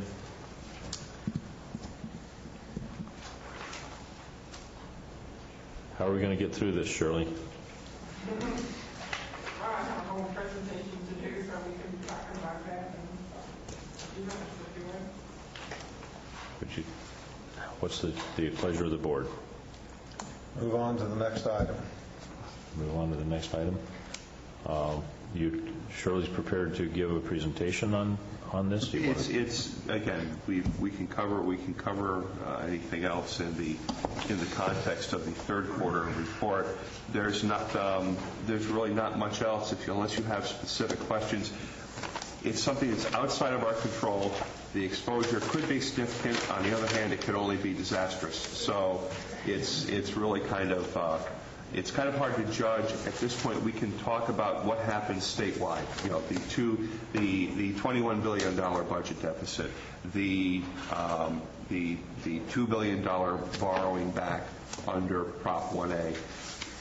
But we're only able to kind of get in the ballpark as far as what's the impact going to be on Calaveras County. We know what the impact will be at the state level, and a lot of it will just have to shake out over a period of weeks if these propositions go down, or if they pass. I mean, it's 6-5 and pick 'em, but it's not going to be good news either way, especially with the increased deficit. That makes it almost impossible for this type of positive outcome for our county or any county in the state. Okay, Supervisor Walensky. I have a couple of comments that I made these earlier to some extent, but I wanted to be more specific. I raised, I guess, originally the issue in relation to the Mental Health Services Act as a member of the advisory committee, Behavioral Health Advisory Committee, and what its impact would be on the services that we had just begun to recover from a 30-year neglect and finally got funded to do something that was actually making a difference in a lot of local lives. I also suggested that the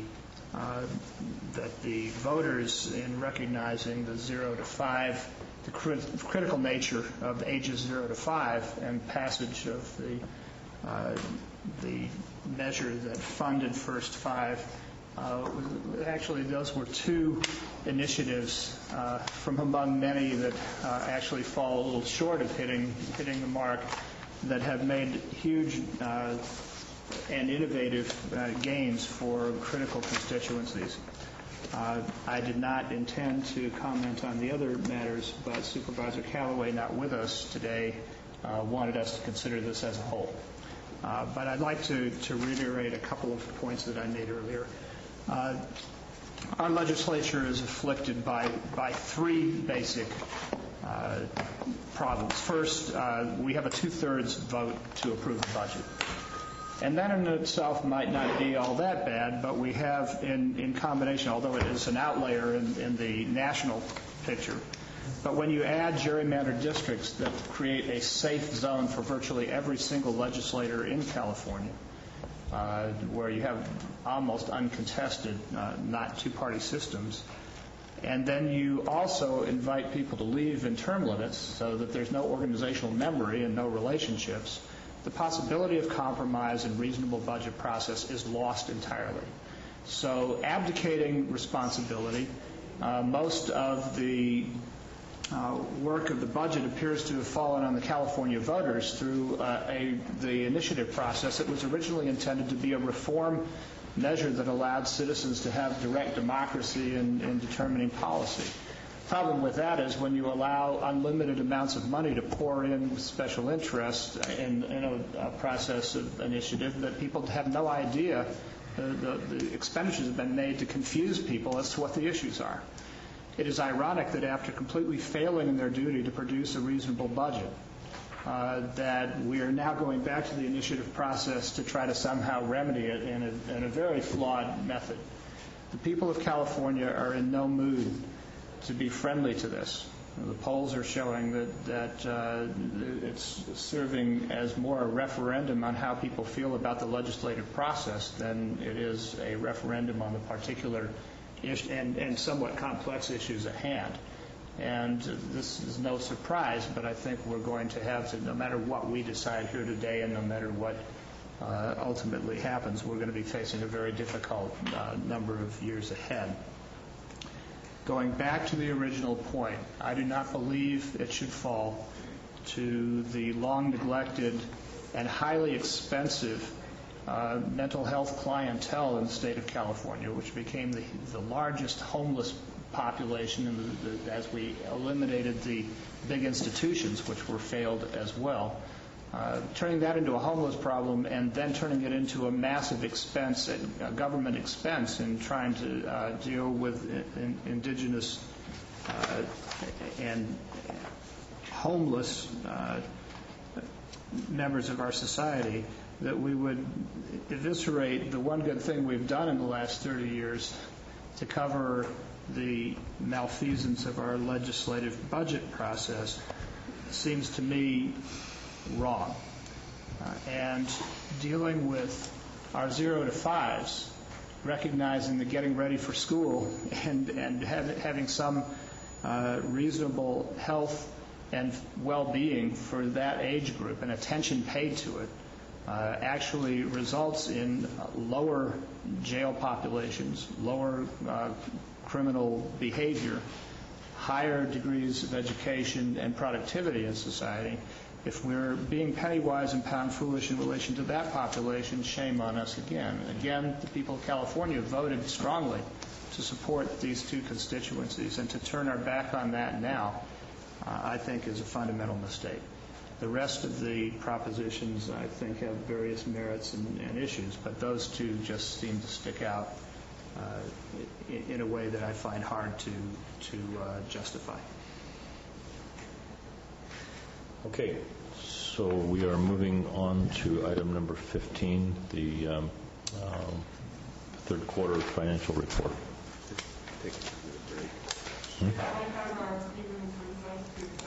Yes. Well, before you move on, maybe I'll just give a couple comments on 13 also. And basically, I think one of the significant problems we have in California, quite frankly, is that we're just a one-party state.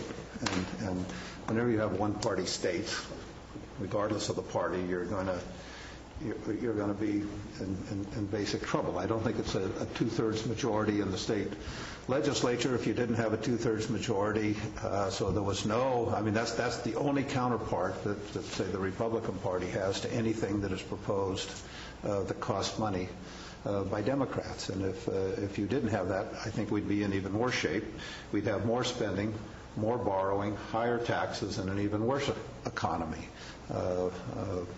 So I don't look at the two-thirds majority to say somehow that's been a negative in the budgetary process. That's just a counterbalance that needs to be addressed, and it isn't, quite frankly, much of a counterbalance at that.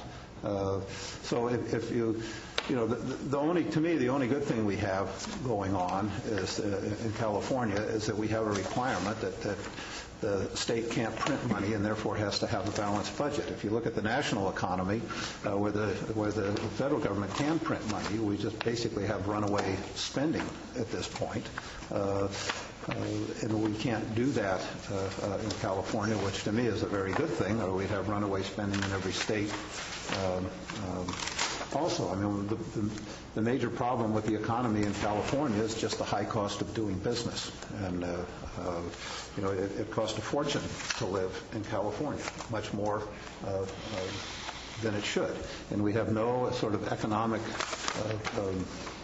program in California that's going to be pro-business friendly. All governments seem to be able to do for an economic program is increase government spending. They don't look at the basic foundations of how an economy works and how it needs to grow. We have to have the highest cost economy on the planet here in California.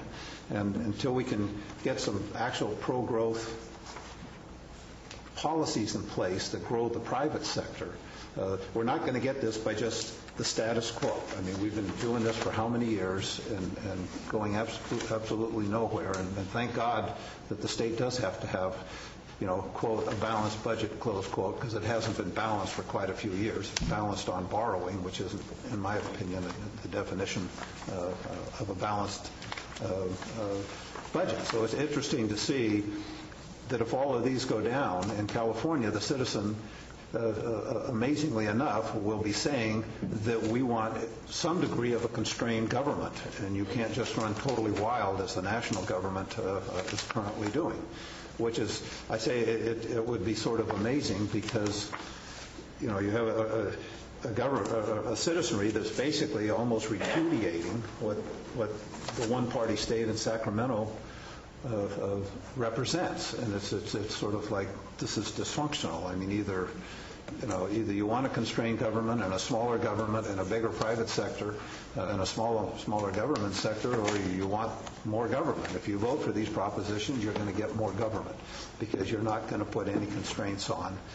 Taxes go up, borrowing goes up. We're right back to where we've been all these years. Temporary taxes get extended. New temporary taxes get put in place that, in my bet, will also be extended. And we're doing nothing that addresses the fundamental flaws in the structure of the California economy. So the board can't take a position, but I guess I can state my personal position. Is that legally all right? Let me state it, and then you can tell me whether it's legal. I should have asked after I stated it. The board is not permitted to be endorsing a for. Well, we're not endorsing because there's no minute order or resolution. No, it's because it's a okay. I won't. Government code. But, I won't, but look very skeptical upon these propositions. I think the point of this discussion I said my piece. is to be educational, not necessarily argumentative. What I'm assuming is that despite the underlying process, just a review of it, and we'll take a look at the state budget update, how the economy is looking, the third quarter budget status, what the budget looks like for 9/10, some of the future concerns that we highlighted probably at mid-year, and take any questions or comments going forward. And of course, anytime you have any questions, feel free to ask. I'll do my best to answer. Again, the process is pretty much mirrors what we did at mid-year. We asked department heads to take a look at where they stood as of March 31st, and based on those projections and what they knew were happening for the remainder of the year, with the adoption of the 17-month budget plan by the state and what those impacts might be, and provide us with updated information regarding where they see their budget units end up as far as expenditures and revenues come June 30th, 2009. We compiled all that information, looked at some of the economic trends, and came up with our forecast and where we think we are. And some of the challenge about that was with the state budget. I mean, as everybody is aware, it's been an interesting process over this past year between a late adoption of a budget for 0809, multiple special sessions because it was almost immediately clear that there were severe problems with that budget, the adoption of a budget plan that covers 17 months, which includes the special election, the ongoing budget deficit, and, of course, how our economic conditions impact our county. So just a little review, as I was saying, on the state budget. Finally, on February 19th, the state legislature approved the 17-month budget plan that included reductions for the current fiscal year, 0809, as well as presenting a budget plan for 9/10. And on February 20th, the governor signed the budget package, but he did do $957 million in line item vetoes, reducing expenditures a little bit further. When they balanced the budget, they were assuming a $41.6 billion deficit, and this was to bring that budget into balance. However, shortly thereafter, the Legislative Analyst's Office, the LAO, had put forth their analysis and said, revenues are going to be about $8 billion less than what is projected in this budget plan. Okay. And as Bob mentioned earlier, there was an article that came out in the paper this morning that stated that Governor Schwarzenegger mentioned yesterday in a speech that he gave that deficit is growing to $15 billion, and that it may be as high as $21.3 billion if the propositions aren't passed by the voters on May 19th. Some people are saying, it's just a scare tactic, but the reality is revenues are continuing to decline. We see it in our own county. So what the number will be come the end of the fiscal year will be interesting to find out. So the special election on May 19th, Bob, I'm not going to spend a lot of time on this as Bob kind of just went through these propositions. But as you know, a lot of what is coming in the state budget in the next few years hinge on whether or not these propositions are adopted or voted down. Prop 1A is the new larger rainy day fund, new limits on state spending growth, and the tax revenue increases that were adopted as far as the length of time involved. Those will be in effect. Prop 1B will only go into effect if both Prop 1A and Prop 1B pass, and it alters the repayment schedule of Prop 98 funds to schools. Prop 1C is the securitization of the state lottery, allowing the state to borrow $5 million. Prop 1D is the redirection of Prop 10 funds. That's the first 5 commission funding.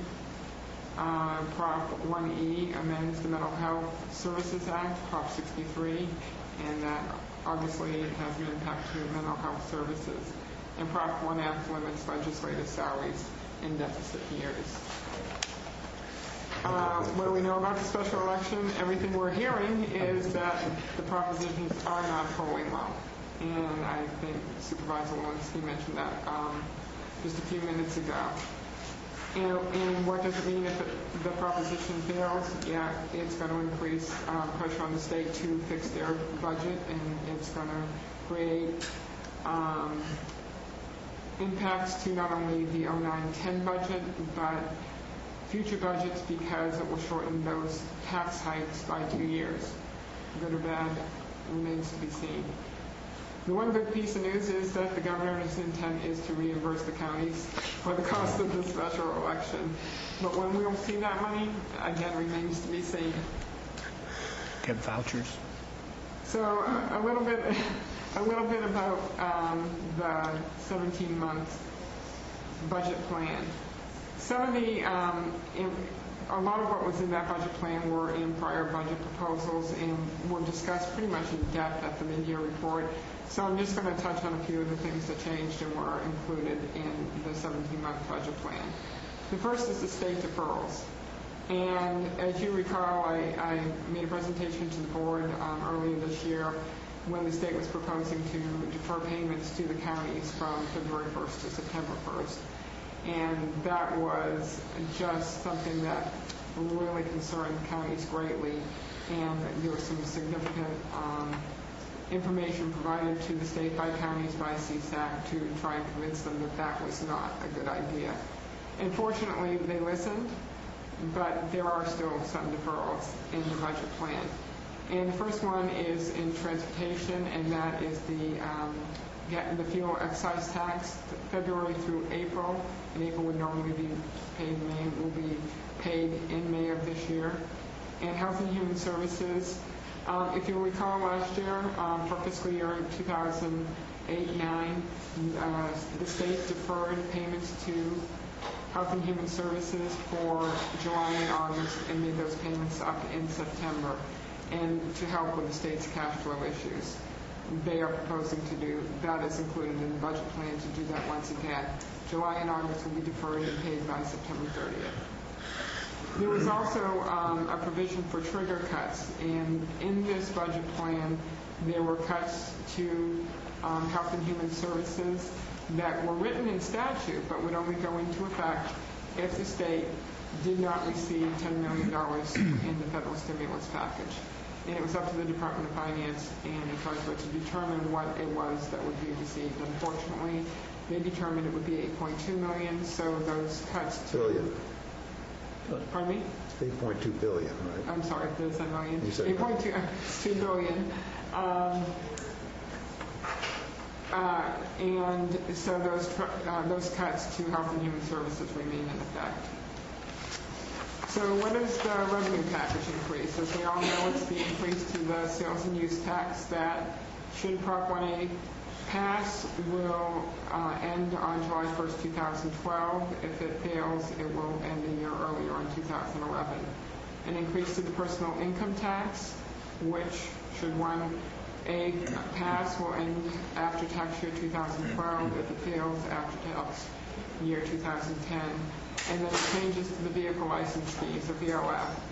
It's increased to 1.15%, a portion of which will go to fund local public safety programs. And that will sunset in July 1st, 2013, should Prop 1A pass. If it fails, it will sunset in 2011.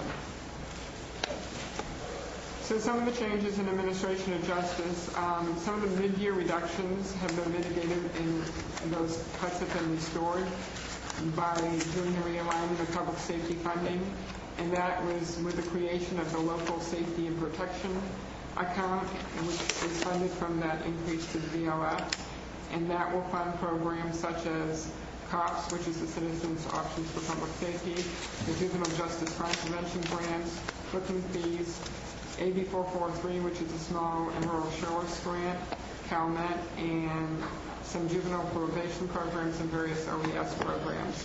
They also include some language that the state had determined was necessary to implement AB 900, which is the construction of jails. In agricultural and natural resources, the 10% reduction to Williamson Act subvention funds remain for 08-09 as well as 09-10. And additionally, there was $910,000 appropriated for technical assistance to local jurisdictions and some training. For our county, we normally receive about $135,000 per year in subvention funds. With a 10% reduction, that would bring it down to $122,000. However, if you recall, the county had a state audit in January 2008, and it was determined that we had been overpaid our subvention payments to the tune of about $322,000. The state said that they would recoup that by withholding subvention payments until it was paid off. Knowing that, we didn't include any subvention payments in the current year budget. It appears that their subvention reduction actually gives them less money in our case. Well, I think we'll still have to pay that. That's right. We'll still have to pay this for 322 off. We'll just take a little longer. But just amortize it longer way. Can you reduce the debt for us by 10%? I don't think that will be the case. Health and Human Services, under Medi-Cal, it eliminates the 910 Medi-Cal cost of doing business adjustment for eligibility. However, because of the unlikelihood of that ever going forward, that's never been included in CalWorks budget, nor will it be included in the 910 budget, proposed budget. And it also eliminates the optional benefits for adults, such as dental, optometry, chiropractic, and psychological services. For SSI, SSP, it reduces the grant by 2.3%. Under CalWorks, it suspends the pay for performance incentives, which is interesting since counties have never received the payment of those incentives, and they have not been included. Can we audit? We're going to lose some 10% get we never got. Yeah. The same way as the Williamson Act? Yeah, you get it back that way? I don't think so. It suspends the 2.94 CalWorks COLA, and it reduces recipient grants by 4%, and that was one of the issues that was included in statute that would have been suspended if we had received the $10 billion in federal stimulus money. In home supportive services, the state cap fair share of wages at $9.50 per hour, and the state share of individual health benefits remain at 60 cents. First Five Commission, of course, this hinges directly on Prop 150, but 1B. And 1D would allow the redirection of funding, $268 million annually, to a new Prop 10 Health and Human Services Fund. The funding will be applied to existing state early intervention and prevention services. It will transfer state unencumbered reserves to the general fund. County commissions will receive at least $400,000 annually. The Mental Health Services Act, which will be impacted by the results of Prop 1E. It will redirect $460.7 million of Prop 63 revenue. Funding will go to pay for the state share of early and periodic screening, diagnosis, and treatment service that is currently paid from the general fund. The 2-year sweep of Prop 63 funds will be detrimental to local mental health programs, especially new programs that have been implemented with the passage of Prop 63. However, the downside is if this doesn't pass, the state may cut other local mental health funding streams should it fail. So it's almost, either way, it's going to hurt. The housing and land use transportation, at the moment, fully funds Prop 42. It's estimated to equal $1.7 billion statewide if Prop 1A passes. But again, as I mentioned, is the 3-month deferral of the local gas tax.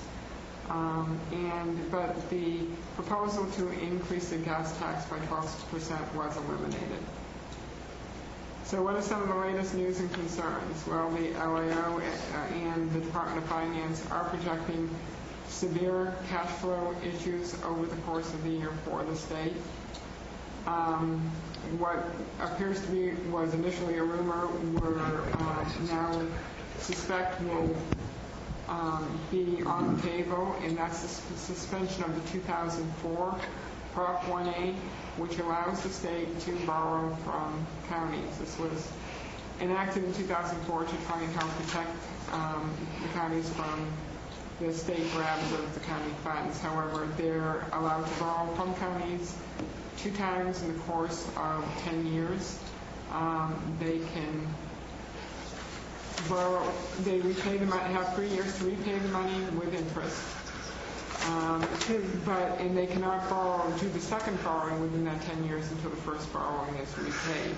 And initially they had to repay the BLF gap loan that they had borrowed from the counties before they could even implement Prop 1A.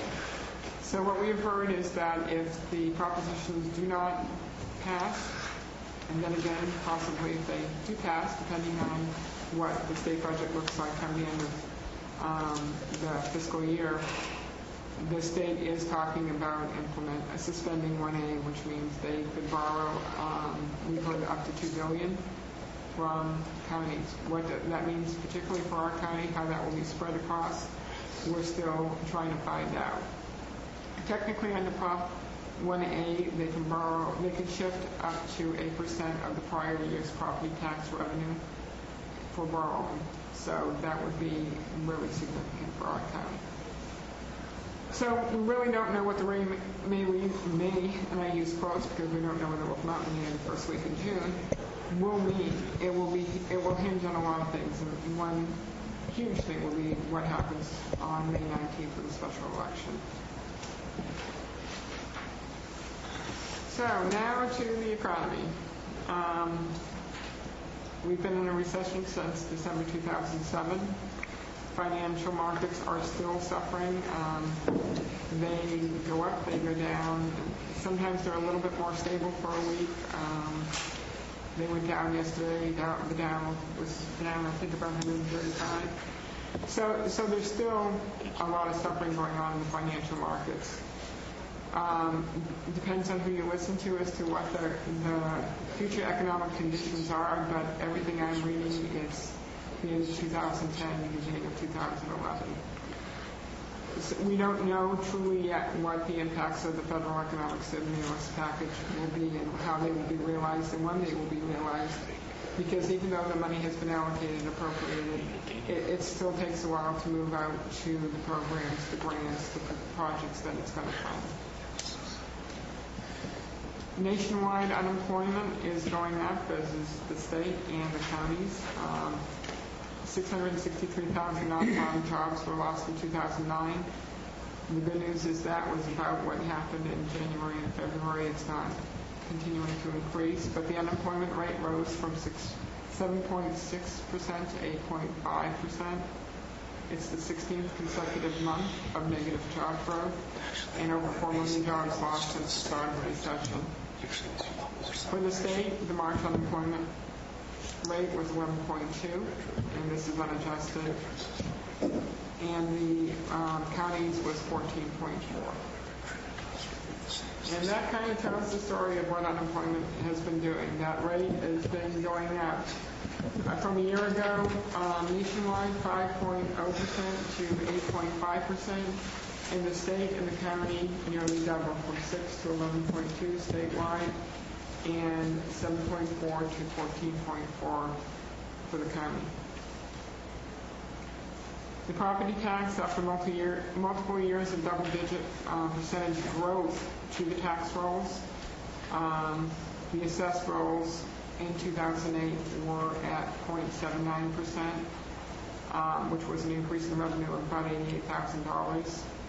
I've had numerous conversations with the assessor's office, with Leslie Davis, and they are projecting a 5% negative growth for 2009, which is an estimated decrease to the revenues of about $600,000. Now, she's always reminding me it could be more. Those Prop 8 reassessments are in. They don't go into the very end, so we're cautious about when we're looking at those revenues. Does this assumption include projected Prop 8, or does it not deal with that at all? That's what she's projecting, that the rolls will close on. All right, including for Prop 8. Okay. And that just kind of shows increases to the assessed rolls over the past few years, and the drop off from 2007 of 11.5%, 5.6% growth, down to 0.79% growth to a negative 5% projected. Some of the other indicators that our economy is doing less than stellar is the sales tax revenues. We're seeing a 12.1 decrease from 07-08, which amounts to about $330,000, and almost an 18% decrease from the 5-year high in 06-07, which is close to a little over $500,000. Public safety, Prop 172, that's a statewide sales tax that is dedicated to public safety. That's recognized almost an 11% decrease from the 5-year high in 07-08, and that's almost $200,000. Transient occupancy tax, the TOT, has decreased 3.5% from 07-08 and 6.1% from its 5-year high in 05-06.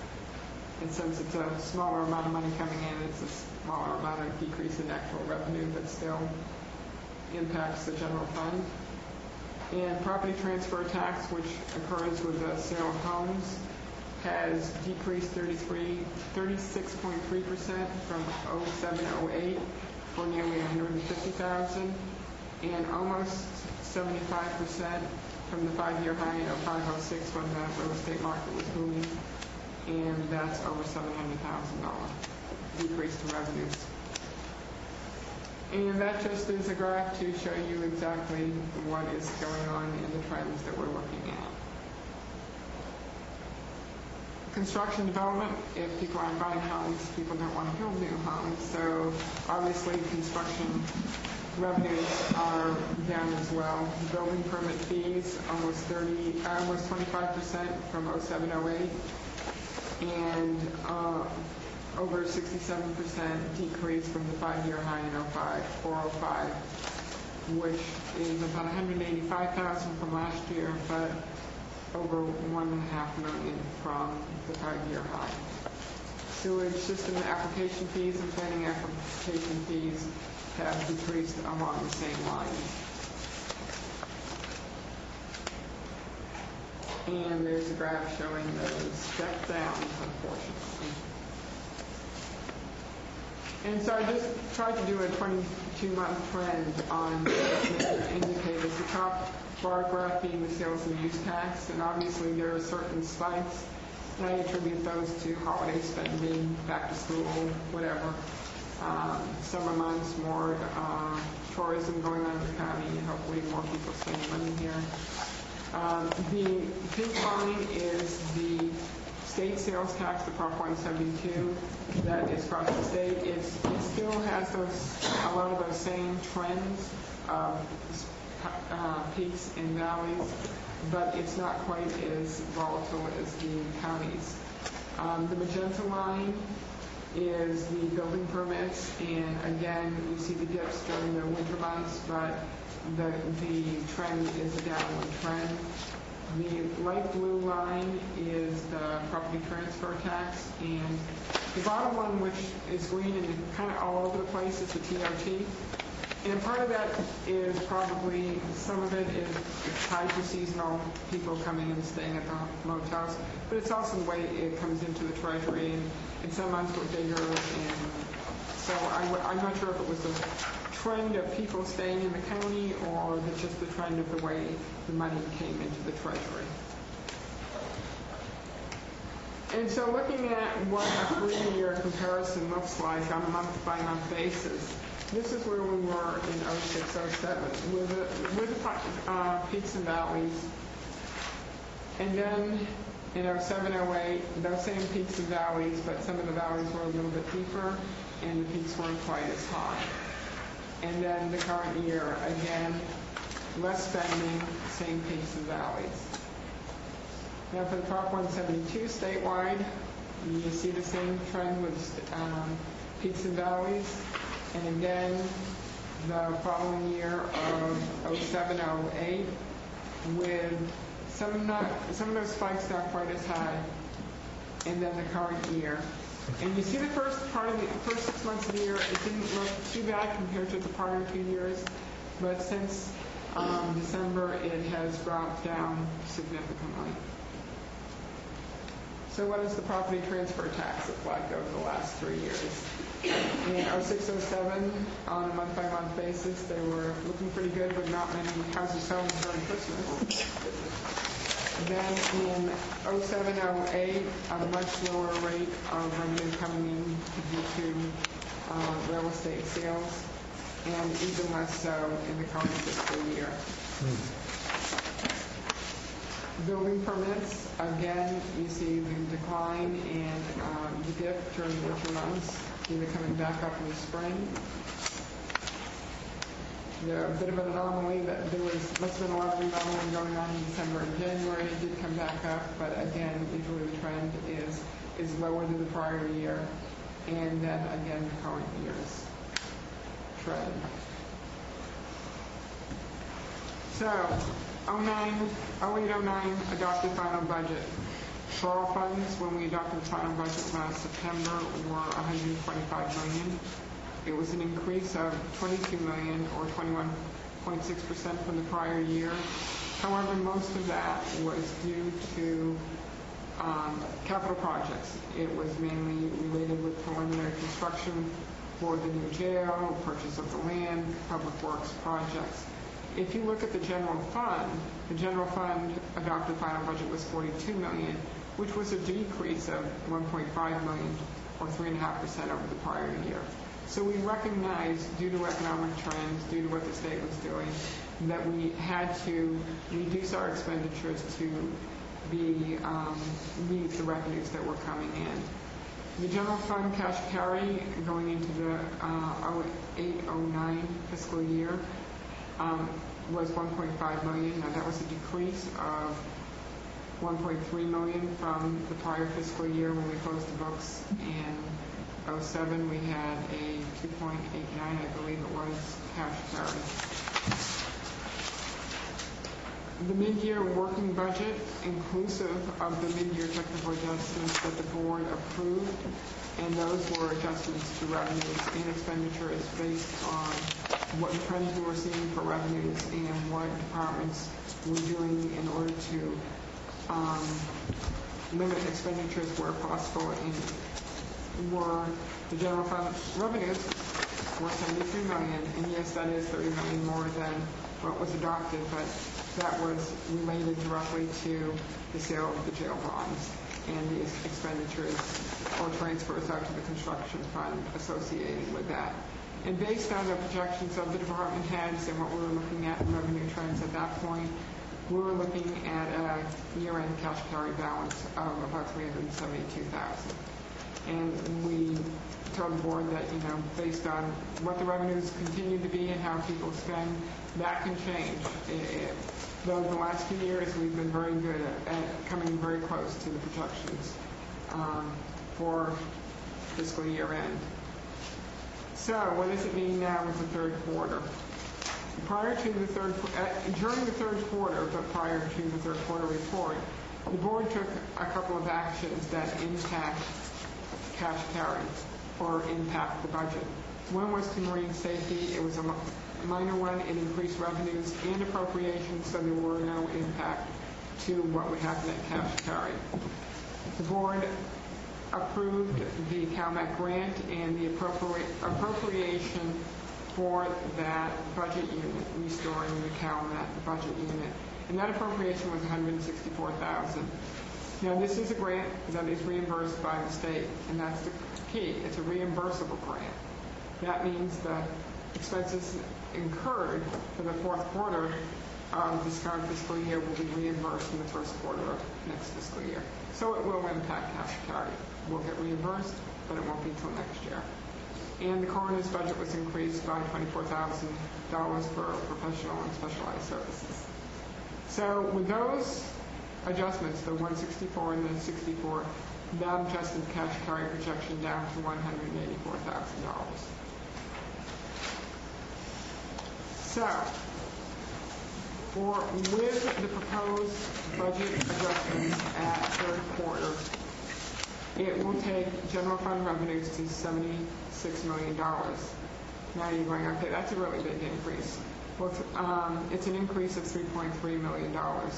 But as you can see, a little over $4 million is a budget correction both to revenues and to expenditures. And this was done at the request of the auditor's office to correctly handle the transfer of the jail bond monies through the general fund and then out to capital projects. When we originally budgeted that, any money that was going to be reimbursed from the general fund, the designated fund for the GO bond revenues to capital projects was budgeted to go directly from the designated fund transferred into capital projects. What they've asked us to do is the money comes into the general fund and then out to capital projects, and that is what the $4 million is attributed to. It has no impact on the overall budget or projected cash carry. So if you remove that from the equation, it's an actual decrease to revenues of $678,000 and an actual decrease to expenditures of $513,000, resulting in a cash carry of about $20,000. We're still on the black. We have to turn the page. So what were some of these budget adjustments that were part of the third quarter budget analysis?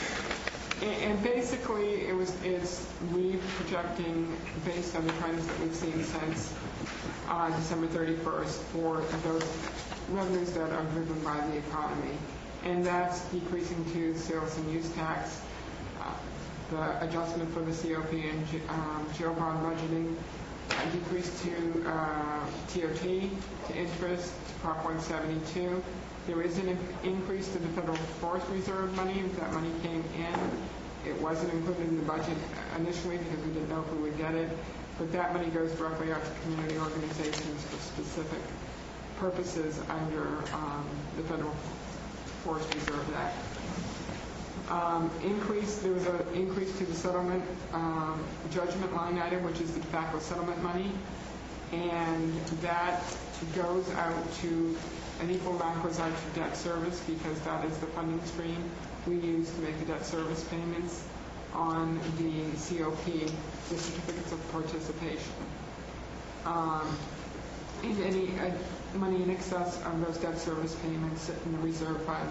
And this was set up so that if those funds should eventually dwindle as people quit smoking, then we will have reserve money to continue making those debt service payments without impacting the general fund.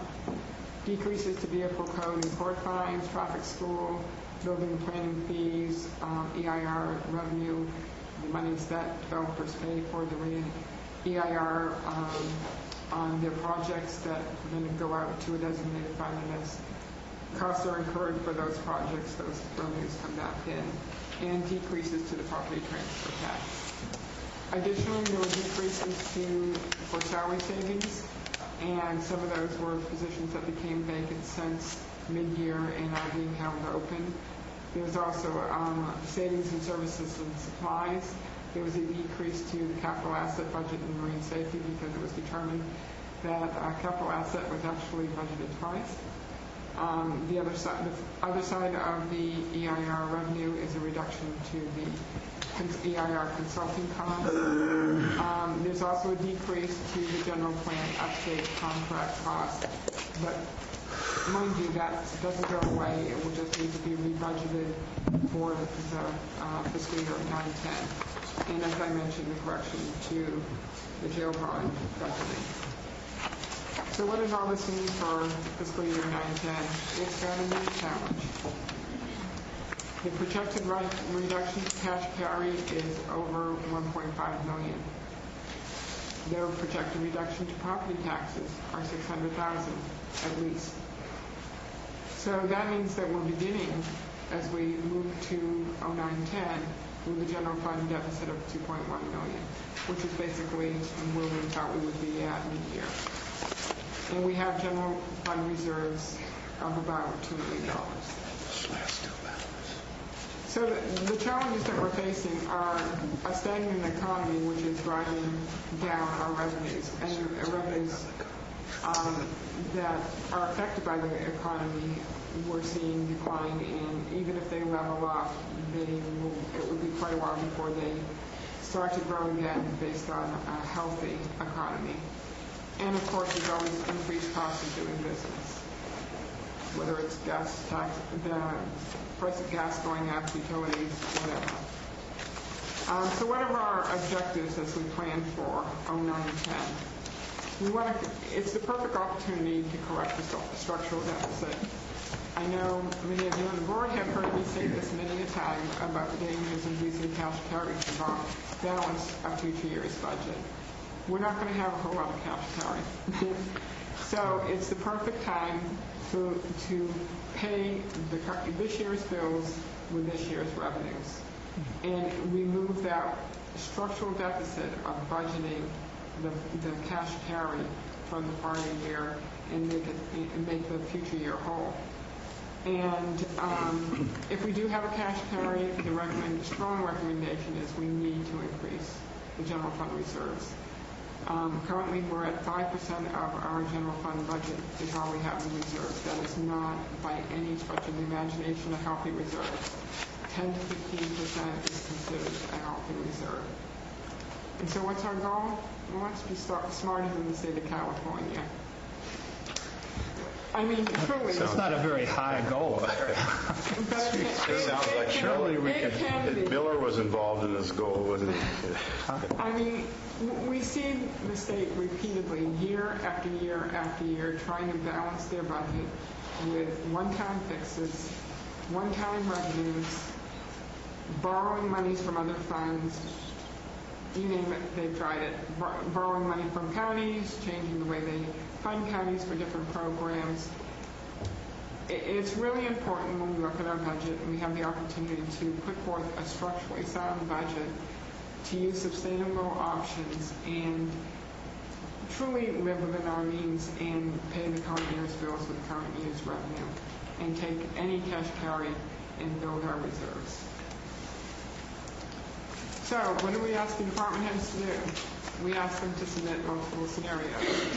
And we've had some technical issues along the way with VITEC, but we're getting those worked out. And one of these days it will be truly breakthrough that we know it can be to help us with our budgets. We ask the departments to build a status quo budget, meaning there's no change to their general fund contributions. It's exactly the same as last year. In past years, we've said, build a status quo budget, but the general fund will absorb net increases to salary and benefits. We say it doesn't, step increases, longevities, whatever. We're saying status quo, same general fund contribution. We've also asked for a 5% budget with a 5% reduction to the general fund contribution. 5% of $40 million is about $2 million. That might get us there. but not all departments can do that. The insurance budget, our premiums are what our premiums are, and we don't have a whole lot of control over that. It's a sizable budget. So a straight 5% budget, if we looked at it for all departments, doesn't necessarily work. So we also asked for a 10% reduction to general fund contributions. Over the next week or two, we'll be meeting with department head meetings. We'll be discussing what they're proposing in their different scenarios. We'll take a look at what that means in the way of staffing, what that means in the way of program and services, because especially a 10% reduction is going to impact both. And what recommendations we make will not be a one-size-fits-all. It will not be a straight cut across the board. It will be based on what the goals, adopted goals, and priorities are. And we will do our best to come back to the board with a budget balance proposal. Or may like it or may not, may want to have discussions around that. But we want to find sustainable solutions to that budget and bring you a balanced budget. Some of the future concerns we have, as I mentioned, the general plan update is still an ongoing expense. The total contract was a little over $1 million. We've spent about half of that so far, and we'll be looking to spend the balance of it in 09-10. And again, as we move towards the future, we will be looking at an increase to jail operating costs, and we need to start preparing for that in the current year's budget. Another concern in years out are increased PERS costs. As you know, with the stock market going from, we have 14,000 points down to 8,000 points, it affects any investments, PERS included, and the losses there will be made up with increased contributions to the PERS retirement fund. And we expect to start seeing those increases in 10-11. Any questions or comments? President Walensky. I have a few comments. It's clear that the next couple of years are going to be the toughest that we've seen in a long, long time, maybe ever, or at least since many decades ago. And it strikes me that maybe we haven't given, in the last time you came before us, I thought it was honorable and right for you to give us a series of questions and see what we responded with. But I don't think that we as a board as a whole were very specific at that time. And so I'd like to be very specific right now, even at the risk of tipping my hat in relation to potential impact negotiations or things that might require labor agreements to be reached. These are not, it's not something reflective of board thought, just my personal thought, but I'd like to express them. There are two big areas of expense that we can do something about without doing necessarily permanent damage to our services. And I'd like to talk about both of them. First is health care costs. We experience very high expense for a health care benefit that is somewhat questionable in terms of its actual application to specific need. And it's been a while since we've done a utilization review, which is exactly what are we paying for in relation to what we're actually using. And it seems to me reconciling those two things would be helpful. Secondly, a subject that's been discussed for 10 years without a whole lot of action has been the idea of creating a local, we keep talking about local economies and local economic development, and part of it is not just what we bring in or what kind of heroic measures we adopt in bringing something from the outside to save us, but stopping the leaks of local money into places that don't get reinvested and actually go outside the county. For that purpose, we have a hospital and a group of clinics, and the hospital is connected to a broader system, Catholic Healthcare West. the possibility of having a direct benefit that is tailored to our utilization eliminates things that are not necessary, focuses on long-term cost containment, including an emphasis on preventive measures rather than heroic end-game procedures, and possibly eliminates some elective costs that are highly expensive and dubious in their medical quality or I should say benefit. It seems to me that we should enter as quickly as possible discussions with all of our bargaining units, that we put together a smart group of people who are capable of entering into negotiations with the hospital. And if not this one, right next door we have Sutter, which is a large network as well. If we negotiate directly, leaving out the middleman, and create a local product, and if we encourage other public sector jurisdictions, we would have the necessary critical mass to establish something. So I think the school districts, the county, and the hospital staff themselves would have an interest in such a benefit, and that we should do everything we can to try to negotiate the details of that. Again, starting with a utilization review so that we know exactly what our needs are.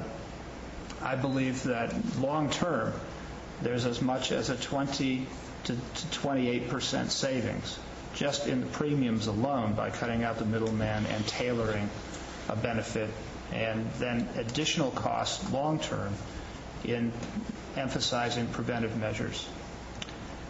Secondly, and by the way, I think we can do that without cutting this rather marginal benefit.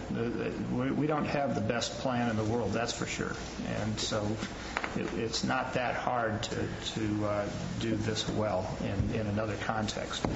Secondly, our retirement costs are about to balloon in a way that is going to be, as you suggest, yet another challenge. And getting out ahead of that makes sense to me.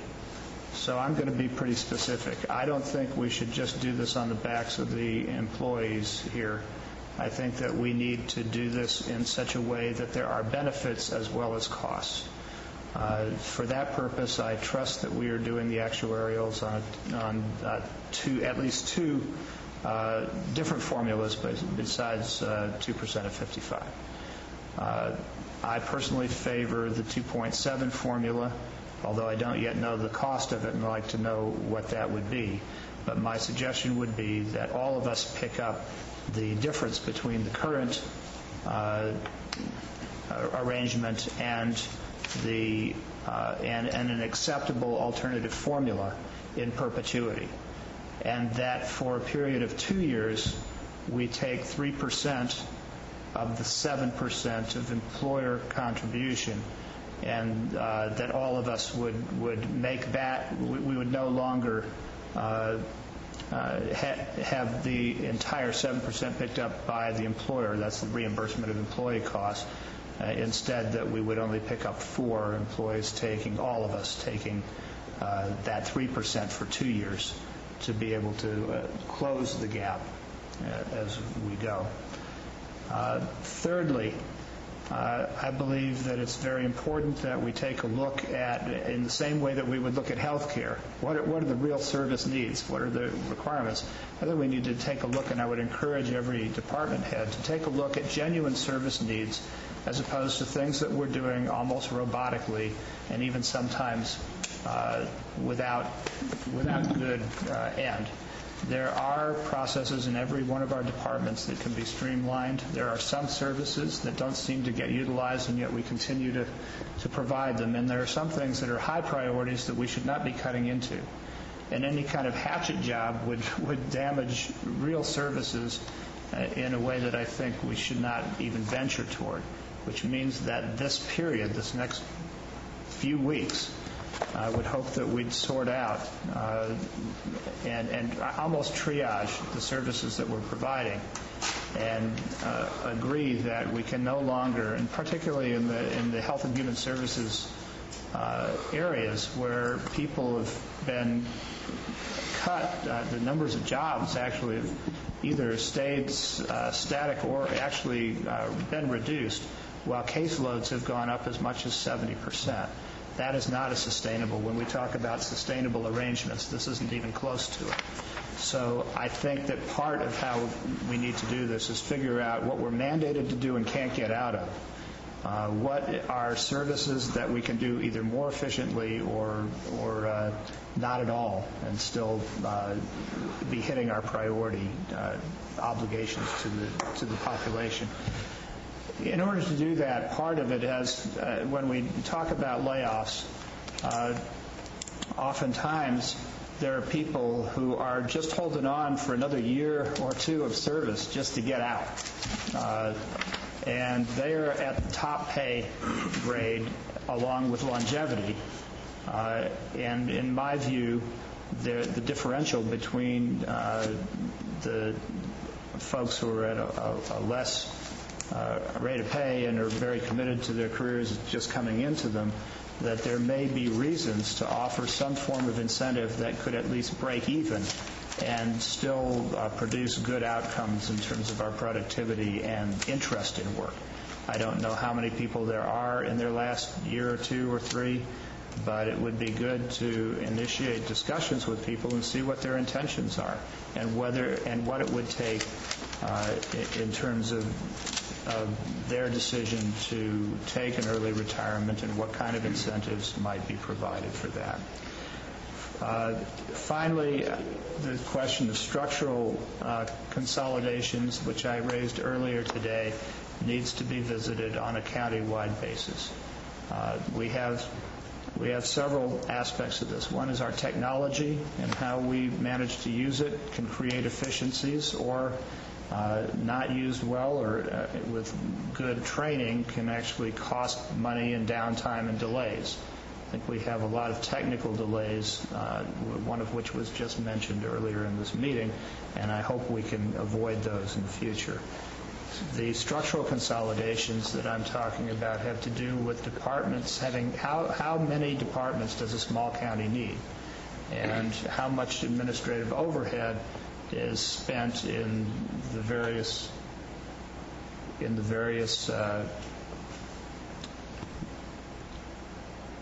ways that these departments relate to each other.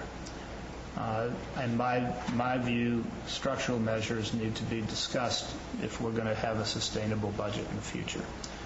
And while we have not yet seen any proposals for that, I'm hoping that the department heads, where we already have good relations and where there's a lot of overlap in work and clientele, that we might be able to find ways to create structural efficiencies. Those are my comments for the moment, but they are specific on the first two, and I would hope that we would find some way to get to work on the healthcare stuff. It takes at least a year, usually 18 months, to put a new program into place, and if we're dealing with other jurisdictions, to create the critical mass to make a viable local healthcare plan, it's going to take maybe even longer than that. So delay is at our own peril, and yet the savings are quite considerable, and the long-term benefits are irrefutable. How do you visualize that utilization review taking place? Well, in counties that I've been party to such things, what usually happens is the HR department, under the direction of the Board of Supervisors, contacts the different bargaining units, asks them to put somebody forward from each so that there's a balance of input, preferably people who have some experience or background or at least interest in health care, that we staff it with our, I would hope, somebody who knows something about health care, and that we begin discussions after doing a utilization review and knowing what it is we really use and want, and taking a look at the benefits of preventive measures and the long-term cost savings of that we go and negotiate such a benefit with local providers, and that we ask to do that directly I believe that there will be some receptivity on that on the other side of the street toward this discussion, because it keeps dollars at home, and it allows, when we talk about economic development, that's a part of it, is stopping the leaks to out-of-county and out-of-state organizations that are middlemen simply siphoning off money, not producing a benefit. We could contract directly with this network, and my hope is it would create good benefit and better health. Just for the sake of discussion, where is the organization housed that would do the processing that the insurance companies currently do? Say that we work out a sweetheart deal across the street. Who administers the claims? Well, that's the question that would need to be fully negotiated. There are a lot of different outcomes and different ways to house that, but I wouldn't presume to prejudge that. We don't even have a utilization review yet. We're not even beginning this process. That's the kind of thing that's but you must know instances that you could cite where other jurisdictions have done this. Has this? I would hope that it would come out of the hospital, but if that does not, then some collaborations between the different agencies that participated, including school district, the hospital, the county, and any other agencies, including water districts or other public agencies that might want to participate. This could also, by the way, ultimately be a benefit for local businesses to participate in as well, which is a hardship for many of the mid-sized employers in this county. Could be really pretty exciting. Mr. Lawton, you had a comment? Yeah, Mr. Chairman, the utilization review should be hopefully be a fairly straightforward thing for us to accomplish. Blue Cross has the aggregate data. That's really what we're looking for. Will be our claims experience over a period of time. No review of individual claims. No identifying data. But simply, what services do we buy and what amounts in a given year? What claims are outstanding? In my experience, there are third-party administrators which can act impartially and not disclose information, again, identifying information either to participating firms or to the hospital or other institutions that are in such an insurance plan. That there are arm's length firms that can handle this rather than us increasing the workload for the county or for any other entity. Looking in the course of preparing the budget, I've looked at the largest employers in the county, and right now the school district has about 1,100 employees. The schools have about 1,100 employees. We come in at number 2, and then behind us would be the hospital. So right there among those 3 institutions, we've got a pool of about 1,100, close to 2,000 employees. And that doesn't take into account other public entities like CCWD or SASD that might take advantage of that, nor does it contemplate the adjacent counties. So there's a pool of possible partners there. I should add one thing, which is that there is the state itself, the PERS system, PERS Care, is having a hard time providing good service to state employees and other participants in PERS Care, and is looking for a product in the Central Sierra or the foothills that could serve rural communities. So that's another piece of it that could be added. In my experience, in my previous experience as a county administrator, in a rural county of 40,000 people, about an hour away from the next largest population center, we avail ourselves of a self-insurance and building our own local network or participating in a local network that did include both public entities and health care. But I think if we were to implement what Steve is suggesting, I don't think is going to be in time for the 2009-2010 budget. So I mean that's something that's probably 2 or 3 years down the road if it's doable. For myself, I'd like to see what the budgets look like with the proposed cuts that you have included. I think our budget will change whether we like it or not as a consequence of the election on May 19th, so I don't think we have any definitive numbers at this point, and not having a target, I'm not really comfortable saying, well, I think we should cut this and cut that and cut that without, sort of knowing what number we're cutting to. It strikes me if the governor, legislature go after Prop 1A, the original Prop 1A, our property taxes again at the tune of $2 million. I mean, that's going to be a sizable $2 billion. That's going to $2 billion. Is that the right number? $2 billion statewide. Yeah, I mean, if you did it on a per capita basis, where does that leave Calaveras? But it's going to be a fairly big number.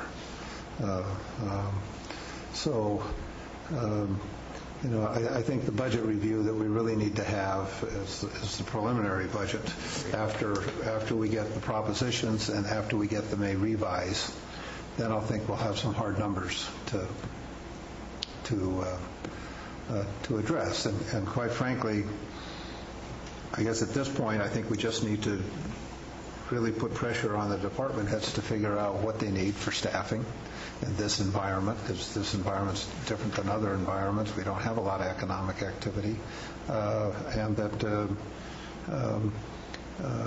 quite frankly, I think the residual is probably the PERS that all of us as employees have the county pay that 7%. And as I recall the number last time, the whole 7% amounted to about $2 million. So if you said 3.5%, you're probably talking $1 million. If there's some trade-off there with something on the retirement side, then I guess that needs to be laid out. But at least by doing that, we don't affect anybody's retirement. I mean, it seems to me the least detrimental effect, as opposed to other alternatives. I don't want to cut into the bone and the marrow, but I think there's probably we need to look at it the same as we looked at building and decide what staffing levels are required and where cuts can be made. So, at least my comments. Supervisor Toffenelli, you want to weigh in? Well, I, for one, am not on the PERS program, so to me it's not going to affect whether you're on PERS, aren't you? Not on the PERS. I'm in Social Security. Oh, really? So you stayed in Social Security? I'm not getting the 7% contribution from the county. And to this date, since I've taken over from Mr. Claudino in January, I have not filed any claims for reimbursements. A stipend? For anything that I've done. And I have gotten a check here for $50 for attending the meeting. I would like to give it back to Linda. Give it to me. I'll give it to Linda. Parts of my contribution to the general fund. It's going to cost $300 to process that. Yeah. That solves it. That works it to me. I'll just give it to her. You were sitting in for me that day. That should be my money. That's correct. God, you gave my money away. I'm going to hire Claudino to come after the county.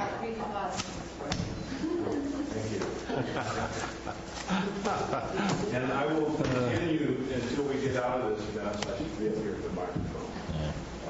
To not file any claims for retribution for anything. Mileage. That would be reimbursement, not retribution. That's correct. Reimbursement, excuse me. Retribution's still open. And that's my comment. Top that. How can I top that? How can I top that? Give them $100. Top that. I see you and raise you 50.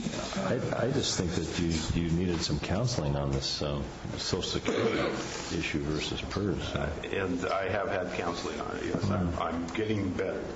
Okay, all right. Yes.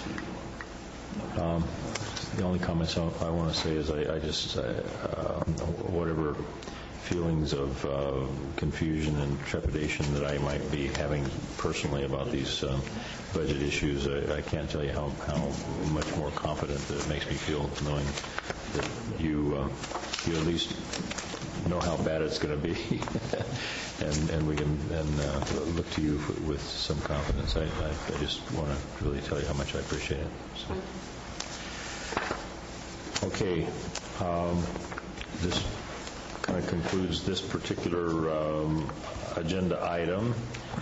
If we want to, while Shirley's taking down her equipment there, we want to talk about the review of correspondence at this point, starting with the Supervisor. We have a county fair. Hopefully everybody will be at the county fair. We have a dinner Thursday night. I think most of us will probably be in attendance, or at least some of us will. What time does that start, Mr.?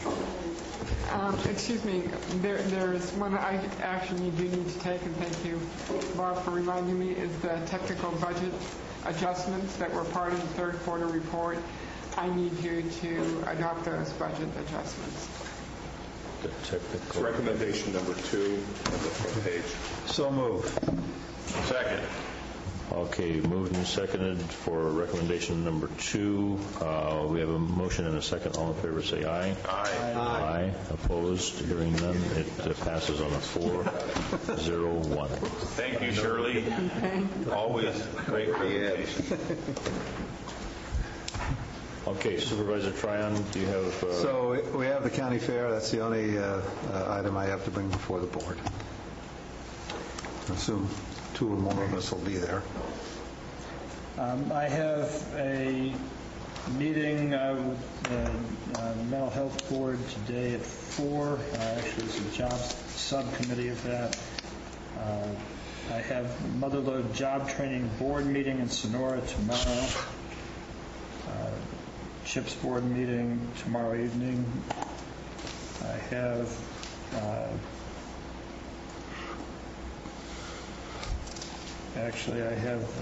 I'm going to the fair and be staffing a booth there for Lumberjack Day on Saturday the 16th, and that's all I have to report on activities. I wanted to also mention that we had a very successful day yesterday with Supervisor Topanelli and myself.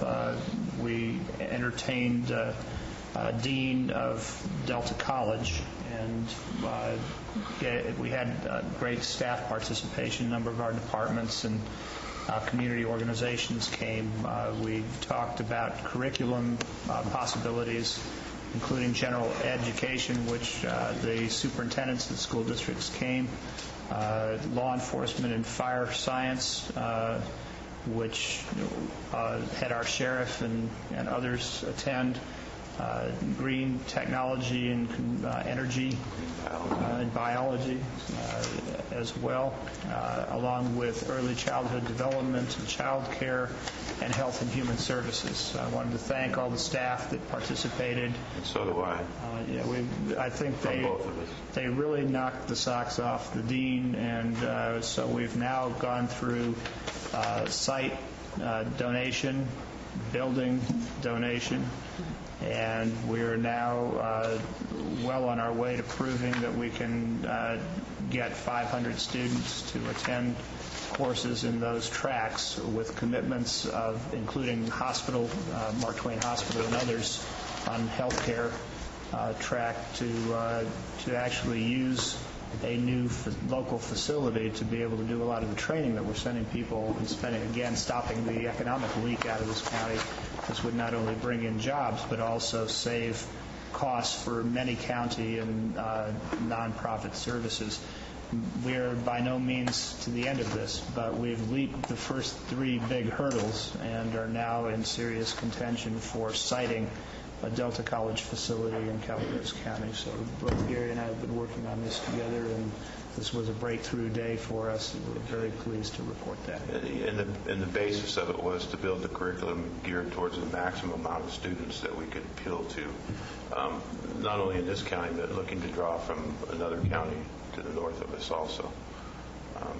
and is centrally located between those two counties and the areas we're looking to draw from down in the Valley Springs area.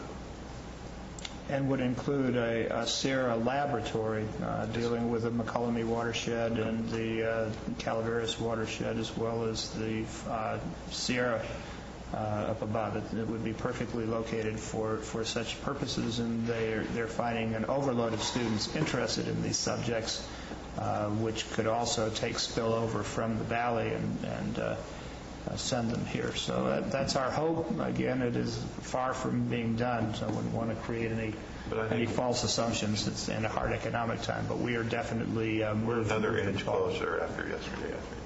It was a good day for Calaveras. It was. Do you have any additional comments, Mr. Supervisor Toffenelli?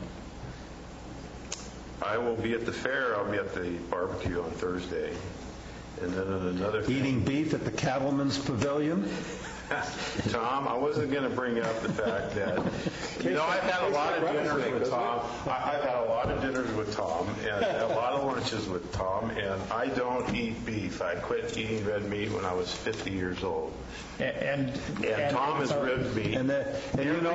Since then, he's aged tremendously. You look at the wrinkles in his face and stuff. None of that would be there if he'd continued eating beef. For all the beef bravado going on here, the truth of it is that Supervisor Triumph's don't steal my actually in dietary receivership placed there by his wife, and has now been seen to be eating things like quiche and spinach salad. So, and chicken.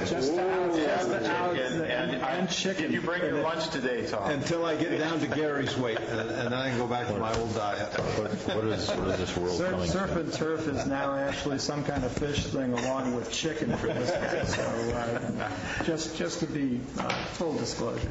And then on another item that was kind of touched on today on one of the items on the agenda with the fees, I'll be Friday morning at the Vets Hall meeting with the veterans, Jenny Lynn's Veterans District, American Legion Board, along with Tracy Busby of the DSA. The vets are trying to build a new community hall down there. I call it community hall. They call it a memorial building to replace the one that's down there. And there was a newspaper article about a month ago about this, and I was quoted in there saying that I would do what I could to get the funds and to pay for a zone change. This is one area that is kind of a gray area where it went through the cracks when the general plans was formed in the 70s and then updated in the 90s as far as the zoning. The building is actually sitting in a residential zoned area, and so in order for them to build a new facility, they have to go through a zone change. Well, long story short, there was an article appearing in the paper, and I was approached by the DSA that was wanting to help pay for the zone change in order to get the thing moving along, and that they would meet with the vets and I would facilitate that to work out agreements to where DSA could hold their monthly meetings there and their annual dinners there for a period of time in lieu of them paying for some of the zone change, a lot of the zone change. So I'll be there working that out and getting an agreement between both of them so we can move forward on that. And that's on Friday. On Saturday, and I saw Edmund here earlier, although he's gone, I will be in Paloma for their Paloma community picnic that they have going on there, along with Cinco de Mayo on the 16th. Better late than never. Along with Supervisor Walensky. And that's what I have. And I've ordered chicken for lunch. What'd you order for lunch? Chicken in solidarity with you. Well, I ordered Ruffles potato chips with beef sauce on it. Imitation beef sauce.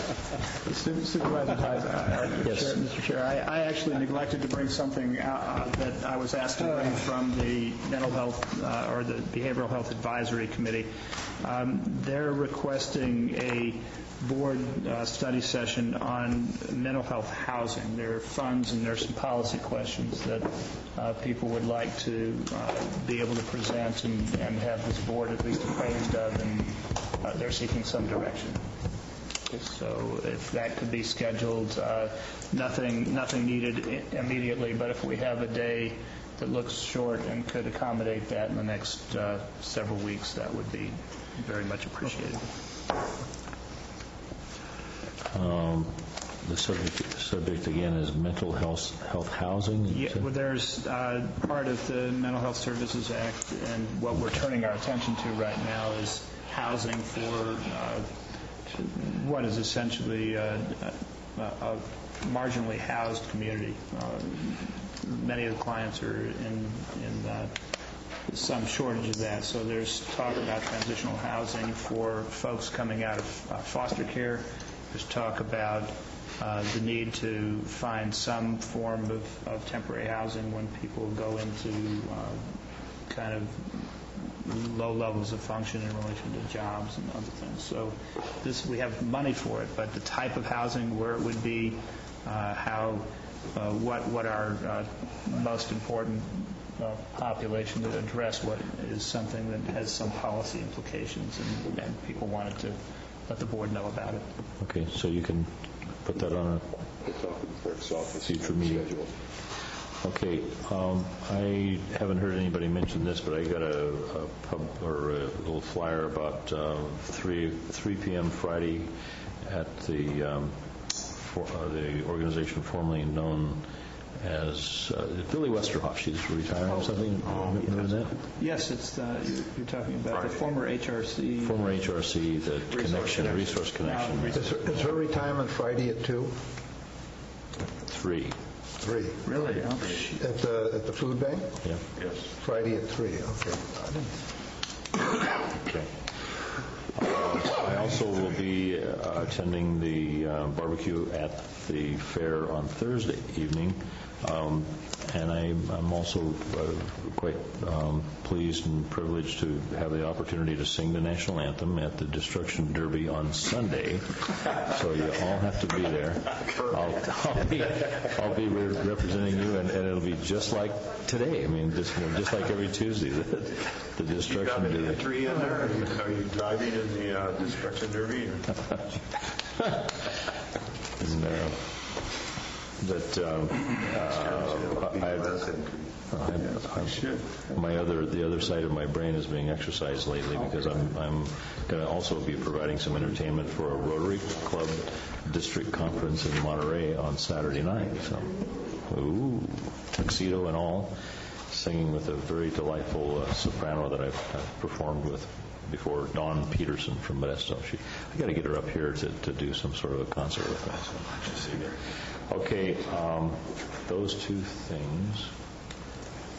And I keep wanting to mention that Jim Frost retirement dinner. That's next week, of course. But okay, Mr. Lawton, do you have any comments for us today? Well, we've alluded to it in bits and pieces all over the meeting today, but this is just a reminder that the Calaveras County Fair and Jumping Frog Jubilee will take place at the Fairgrounds and Angels Camp from Thursday the 14th through Sunday the 17th. If you'd like further information about attractions and performers, go to www.frogtown.org, and that will take you to the County Fair website. I'd also like to take this opportunity to announce to those within sight and sound that the dynastic grip on the county government center's entrant in the Jumping Frog Jubilee was crushed yesterday when the Human Resources Department, represented by Julianne Fiskus, jumped an amazing near record mark of 17 feet, making the assessor's office which relied on the ringer talents, I believe, of Mr. Metzger, made them pale by comparison with their paltry 15-foot, 4-inch effort and their 15 effort. So they did place second and third, but if you ain't first, you're last in this business. So my hat's off to the Human Resources Department for overcoming years of dominance by the Assessor's Office, and I do wish the Assessor's Office good luck in next year's jump off. Another important point of note is that Supervisor Toffanelli redeemed the somewhat abysmal jump of my frog, which was something in the nature of about 1.2 feet, I think. It was a sad moment. It was a series of sort of short wiggles rather than an actual hop. But anyway, Supervisor Toffanelli has at least put us in the middle of the pack at 9 feet and some. So 9 feet 3. So that's actually a good day for the supervisors. We don't juice our frogs either. This is something that should be of record. Maybe we should. Why did I see Barry Bonds lurking around the? Well, it's not. That's what my contention was, and I wanted to have those frogs tested, but they were already back in the pond amongst hundreds of other ones, so it was futile to try and catch them all and test them all. Well, Mr. Chairman, thus ends my contribution to this meeting, and I now yield to... No, there's more for you. But wait, there's more? Do you remember the discussion about the upcoming field trips, the supervisorial district field trips? Oh, well, I didn't know if we were going to, discuss that quite ready. As you know, we'll be having two new officials join the county, a planning director and a public works director. And Supervisor Thomas had called to inquire about kind of rolling out the red carpet for them. And I think what we'd like to do is arrange a road trip in each of the 5 supervisorial districts with the new planning director, the new building director, and the new public works director, and perhaps even environmental.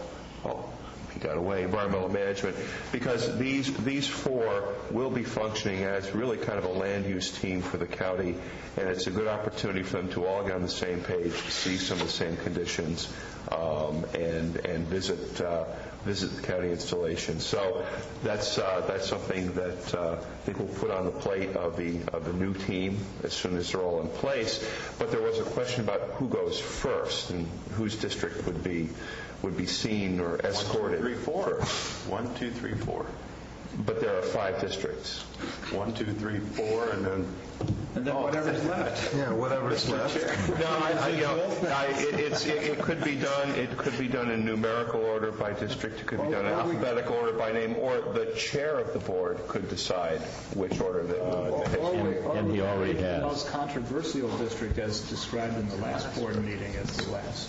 Which I think. Well, that's fine, because I plan on taking all the great roads that we have in District 1. I suggest you take that shortcut from Double Springs Road over to McCollum Hill. Yeah, Gillum Road. I think you should only tour District 4, because that's where all the money needs to be spent, since we've been so shorted over the years. I'm glad to see I've been able to contribute to further board harmony. Yes. So do you have an idea of how long each tour would be? I would probably carve out half a day, either start with lunch or finish with lunch, and we certainly will work out the dates, the specific dates in the near future. And to those members of the county staff, including Jeff White and Brian Moss, who are learning about this proposal just now, gentlemen, my apologies, but you're going to have a great time anyway. So. And we have to talk with Jamie Azarvan, see if we can get a bus for the day. So. Or hybrid, could be more economical. Maybe we can contact the COG and borrow the Prius. COG Pyrus. Yeah. For District 2, we'll have breakfast at Frank's and lunch at the Cozy Cabin. And send them on to... not lunch. The Healthy Heart Special. Yum. Okay, but I thought that would be a good way to sort of welcome these gentlemen to the county, and then let them get their track shoes on and go to work. See them the terrain. Mr. Jones, you have nothing to add. Okay, Madeline. I had a question to Mr. Jones. I noticed he had his government code book open earlier, and there was a page torn out of it. Why was there a page torn? That we didn't need those codes? I got frustrated one day. Isn't that the page that Brown Act is on? Yeah. That's the Brown Act page? Half a code. All right, I think that concludes the public portion of this meeting, so thank you all for coming. Madeline,